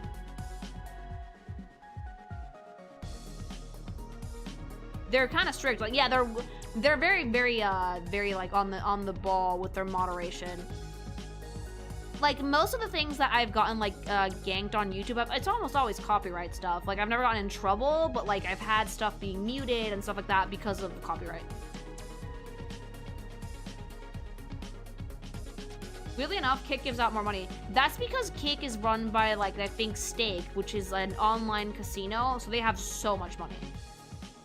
I've also heard that Kick artificially inflates streamers' views with bots. Like, I'm not gonna lie, I haven't heard good things about that platform, sorry to say. Like, Twitch has its thing, so does YouTube, but, like, I don't think I've heard a positive thing about Kick. Like, not a one. It's kind of like that, like, classroom where all the troublemaker kids hang out in.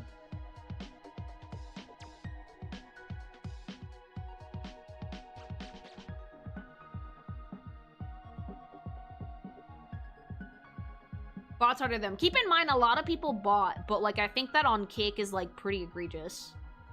You guys have no idea how many fucking content creators actually do bot. It's, like, 80%.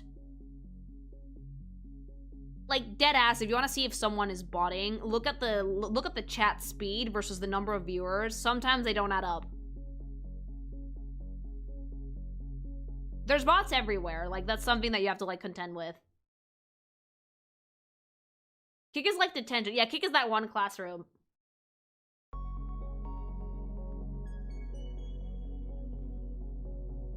Yeah, because usually chat speed tends to match with how many people are actually in there.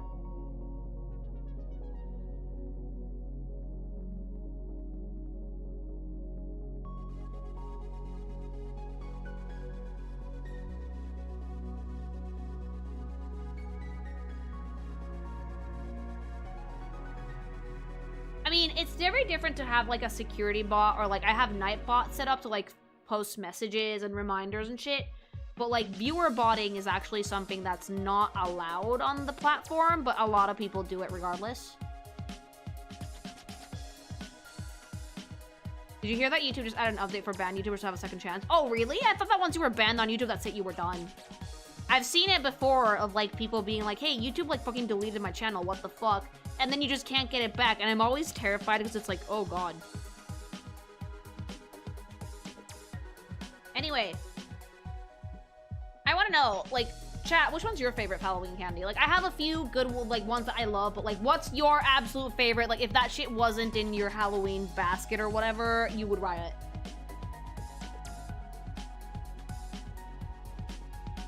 Reese's. Reese's is good. Reese's is the tits. Nerds. Anything Wonka's goated. Twix, good. Sweet Tart's also good. I'm happy to see that my chat has such good taste. What was the question? Favorite Halloween candy? Kit Kats were one of those ones that, like, it was like the holy grail. If you were handed a Kit Kat, that's it, night made. Three Musketeers, decent. I prefer Snickers. Reese's, good shit. I see so many people saying Reese's, and I'm very happy because it's one of my favorites. Once I got from Halloween, Reese's cup. Reese's is like the tits. I had to fight my parents for them. My sister and I used to get, like, our, like, little pillowcases full of candy and dump it out and then just, like, trade and pick up the ones that we liked. I'm really happy that we had such different tastes in candy, because otherwise it would have been a struggle. You would have just argued over things. Not every country does trick-or-treating, though. I don't think I've seen a single trick-or-treater here in Spain. Some might do it, though. I know that in Japan, Halloween is a huge thing, though. And in Mexico, we do trick-or-treating as well. Because Dia de Muertos is on, like, November 1st and 2nd. What's the difference between Crunch and Hershey's? I believe that Nestle is Crunch, and they do use real chocolate, and Hershey's uses, like, fake chocolate.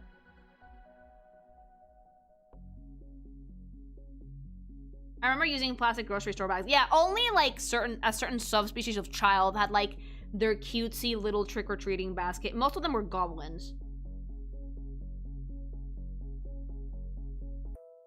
Crunch is good because it had, like, Rice Krispies in it. It was crunchy. And, like, Hershey's bars were usually just plain not chocolate. Are you excited for Legends DNA next week? I don't know if I'm gonna get it. I'm gonna wait for some reviews to come out and then decide. I'm not gonna lie, I'm feeling a little bit, like, meh about Pokemon games.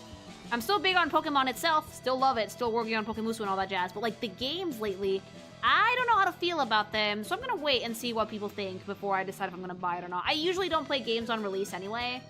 So I might as well wait.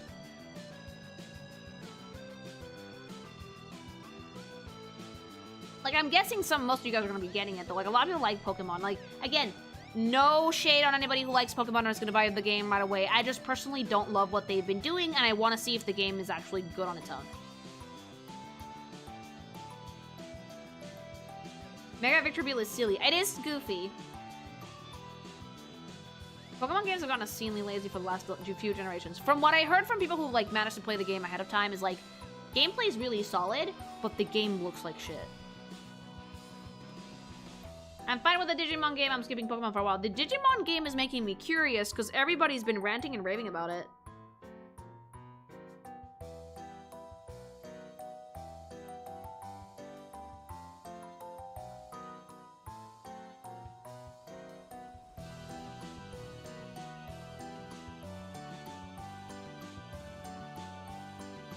Did you manage to catch up with My Hero? Oh, no, I'm on the second movie. On the one with the island. The Digimon game is good. Yeah, they have like 400 of them, though. I've been playing it. I've been loving it so far. Good night!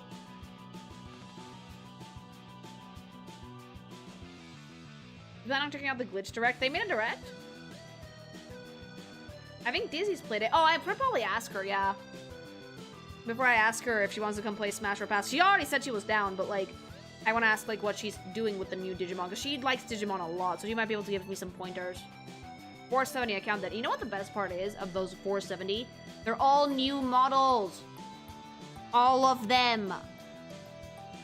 I think the whole Dizzy beat the whole thing in the marathon. Of course she did.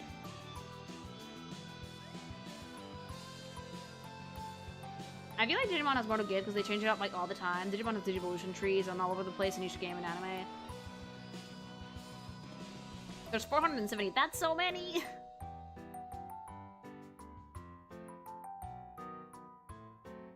Now with global warming, Halloween is getting warmer. Less incentive to dress conservatively to stay keep warm. Oh, I want to get like slutty Halloween costumes. I love slutty Halloween costumes. Pokemon has over 1K, but here's the thing: they have over 1K over like 30 years. Except 470 new Digimon for one game and new models for each. That's impressive.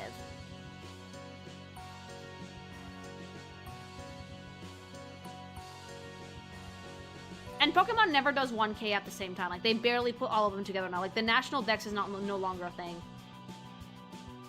You mean the version from the Halloween store, Lily? Yes! Slutty Halloween costume! There was, like, a huge drama when they cut the National Dex, right? When Sword and Shield came out right around that time. I do remember that. Because Digimon do not recycle the models that often. I feel like Pokemon recycles them. Digimon is not as big a franchise. No, it's more niche. Dexit was a big thing. It has a name. It has a name, Dexit! I cannot believe it actually has a name. I don't think we're ever gonna get a Pokemon game that has all the Pokemon at launch. Yeah, since Sword and Shield. Yeah, that's not happening. Not with the way that things are being run at Game Freak right now. Like, I understand 100% why Dexit is a thing. Yeah, but no one liked it. Guys, they can barely animate an idol. If they put 1,000 Pokemon in there, your Switch would explode. I feel like Pokemon models have been the same since Gen 7, just slightly higher resolution sometimes. I have no clue.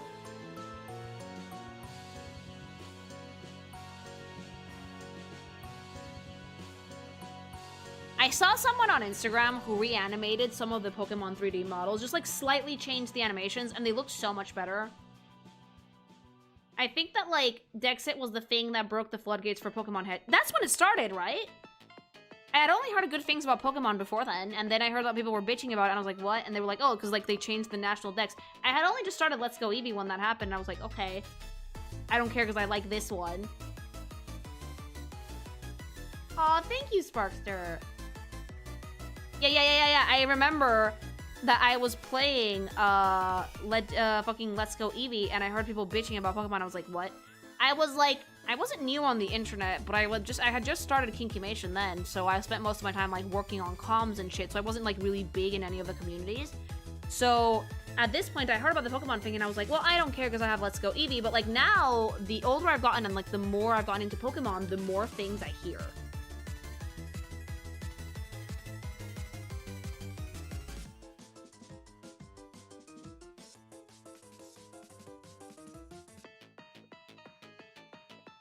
I wish they would make a Pokemon game with Octopath Traveler Star graphics. Any Pokemon game that isn't like an official Pokemon game, usually Game Freak doesn't make them. What was the name of the Pokemon stop motion series about the girl in the result? Oh, that was Pokemon Concierge, and it's so cute!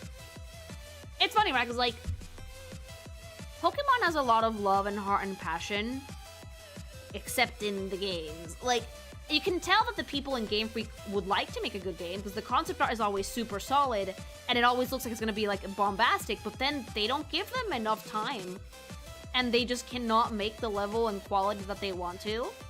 But, like, everything else gets so much time. Like, everything else Pokemon-wise gets, like, so much time to cook and so much love and great productions, but the games are like, nope, hurry it the fuck up, hurry up, we want the merch! The new Pokemon Snap has good graphics. Did Game Freak make that one? Thanks so much for the follow.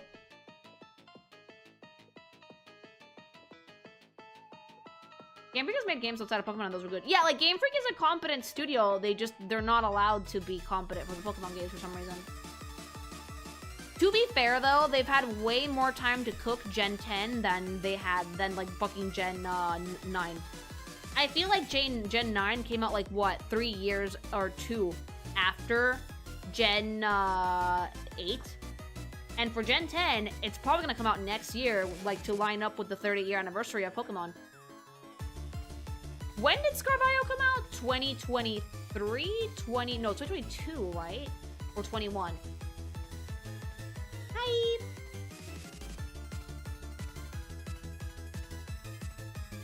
I want the waifu co-op and hopefully soon I will treat it like Gollum treated the ring. Dude, no. If we keep going and you guys keep using my code like this, we will get it. I know it in my heart and baby soul. Like, we want to make it happen.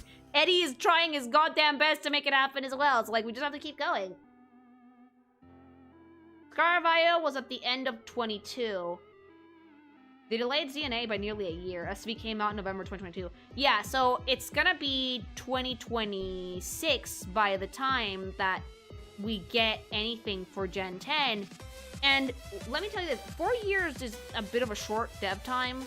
Most really, really good games have 5 to 7 years of development time. Like Silksong had like, what, 6? At least 5 is something that you need for like a really, really good polished game. But 4 is better. 4 is better because like Scarvio genuinely did not run well. Another Kanto remake, let's go. No, I hope it's a brand new one. Yeah, the 30-year anniversary of Pokemon is next year. It's 2026. So if the game comes out 2026 or 2027, they'll be Gucci because 4 years for dev time is definitely enough. Not a ton of time, but it's enough to make a game that performs well and looks nice. I don't know if they're ever gonna make the graphics look better though. If Gen 10 doesn't reverse Dex, I might actually be done with the new Pokemon games. It's not gonna. Scarvio didn't run well because the Switch wasn't powerful enough. No, it didn't run well because it wasn't well made. It runs better on the Switch 2, which that is true, but it still looks like butt. Thankfully, the Switch 2 fixed a lot of the performance issues, but it was made originally for the Switch, which basically means that they did not take the Switch console into account when they were optimizing things. Bye! Jotaro reads that remake so badly. I love Gen 2 as is. I'm not gonna touch it. The issue is an art style one that will never change. No, it is not! The art style is not the problem. Because the 2D games look dope. The 2D sprites look dope. The problem is the fact that they don't fucking use a good art style that matches the 2D stuff, okay? They don't use 3D models that look good. They use very, very basic ones. They're not well animated. Even the environments barely have fucking, any texturing or anything nice like that. Like, the problem isn't the art style. Pokemon's art style is super solid. It's just the models.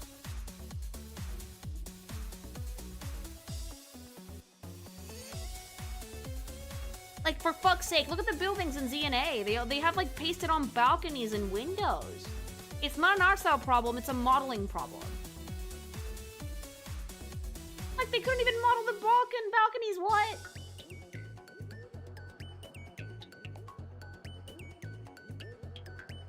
It's a flat cube with stickers. You didn't see shit like that, except for like, what, 10 years ago? I think that Game Freak did its best work when they were working on smaller scaled RPGs with very simple, very catchy graphics. Now, I would take the fucking pixel art stuff over the 3D. I think it had a lot more personality.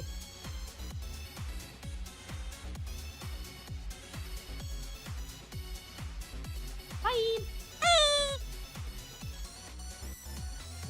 Thanks so much for the follow. The 3D models look lifeless. They're not even that animated. So yeah, the art style is fine. The art style is a banger. If anything, I feel like the 3D models never do the art style justice. I love Pokemon character designs. You guys know this. Which is why I get really annoyed when I see them in 3D and it's like, ugh.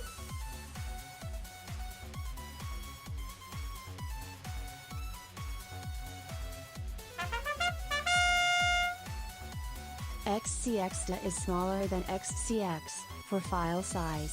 Crazy. What, is that Pokemon?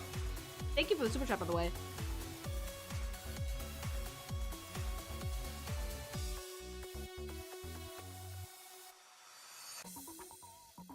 Oh, Xenoblade. Okay. I've never played Xeno, so I wouldn't know. Thank you for the super.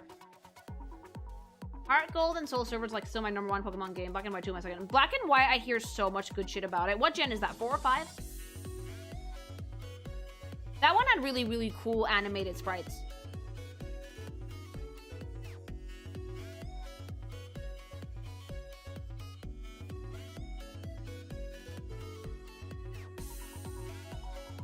Gen 5 is the only one that had like a numbered sequel. That's insane. Gen 5 also has like the biggest stacks. I fear for my life. Thankfully, I have like a good 6 years before I have to think about it.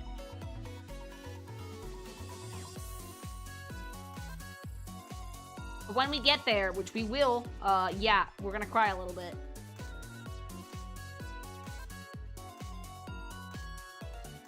Have you been playing any more of Gen 3 on your own, or have you just been taking a break from Auras? I've played a little bit here and there, but not a ton.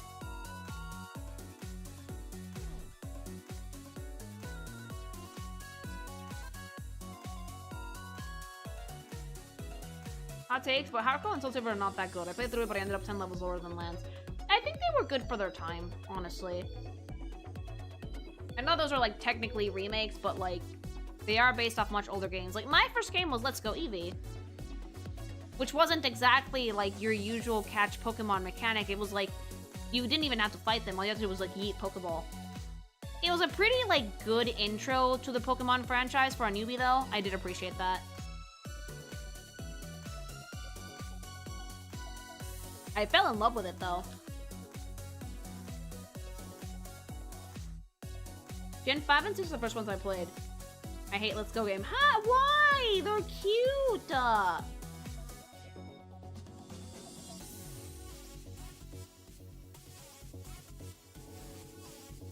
Jugo has like an awful level curve. I didn't struggle that much with Soul Silver. There's no wild battles. Oh, I didn't mind that, actually. But then again, I did roll up to a fucking fire gym with an ice team. I learned.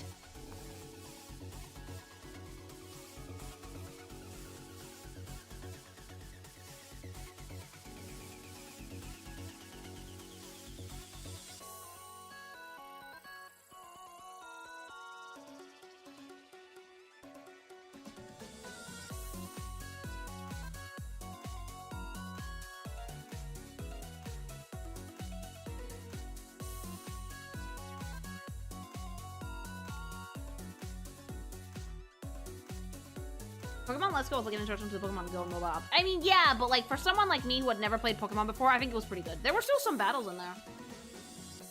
Did you see the Glitch production news? No, I haven't seen anything that Glitch has put out. Like the last Glitch thing I saw was like Knights of Guinevere. I did enjoy it, actually.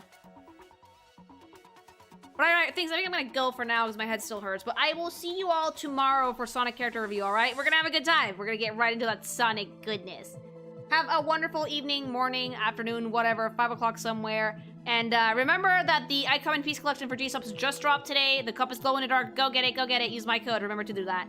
And yeah, I'll see you guys tomorrow, all right? Have a good one, chat. Love you. Bye.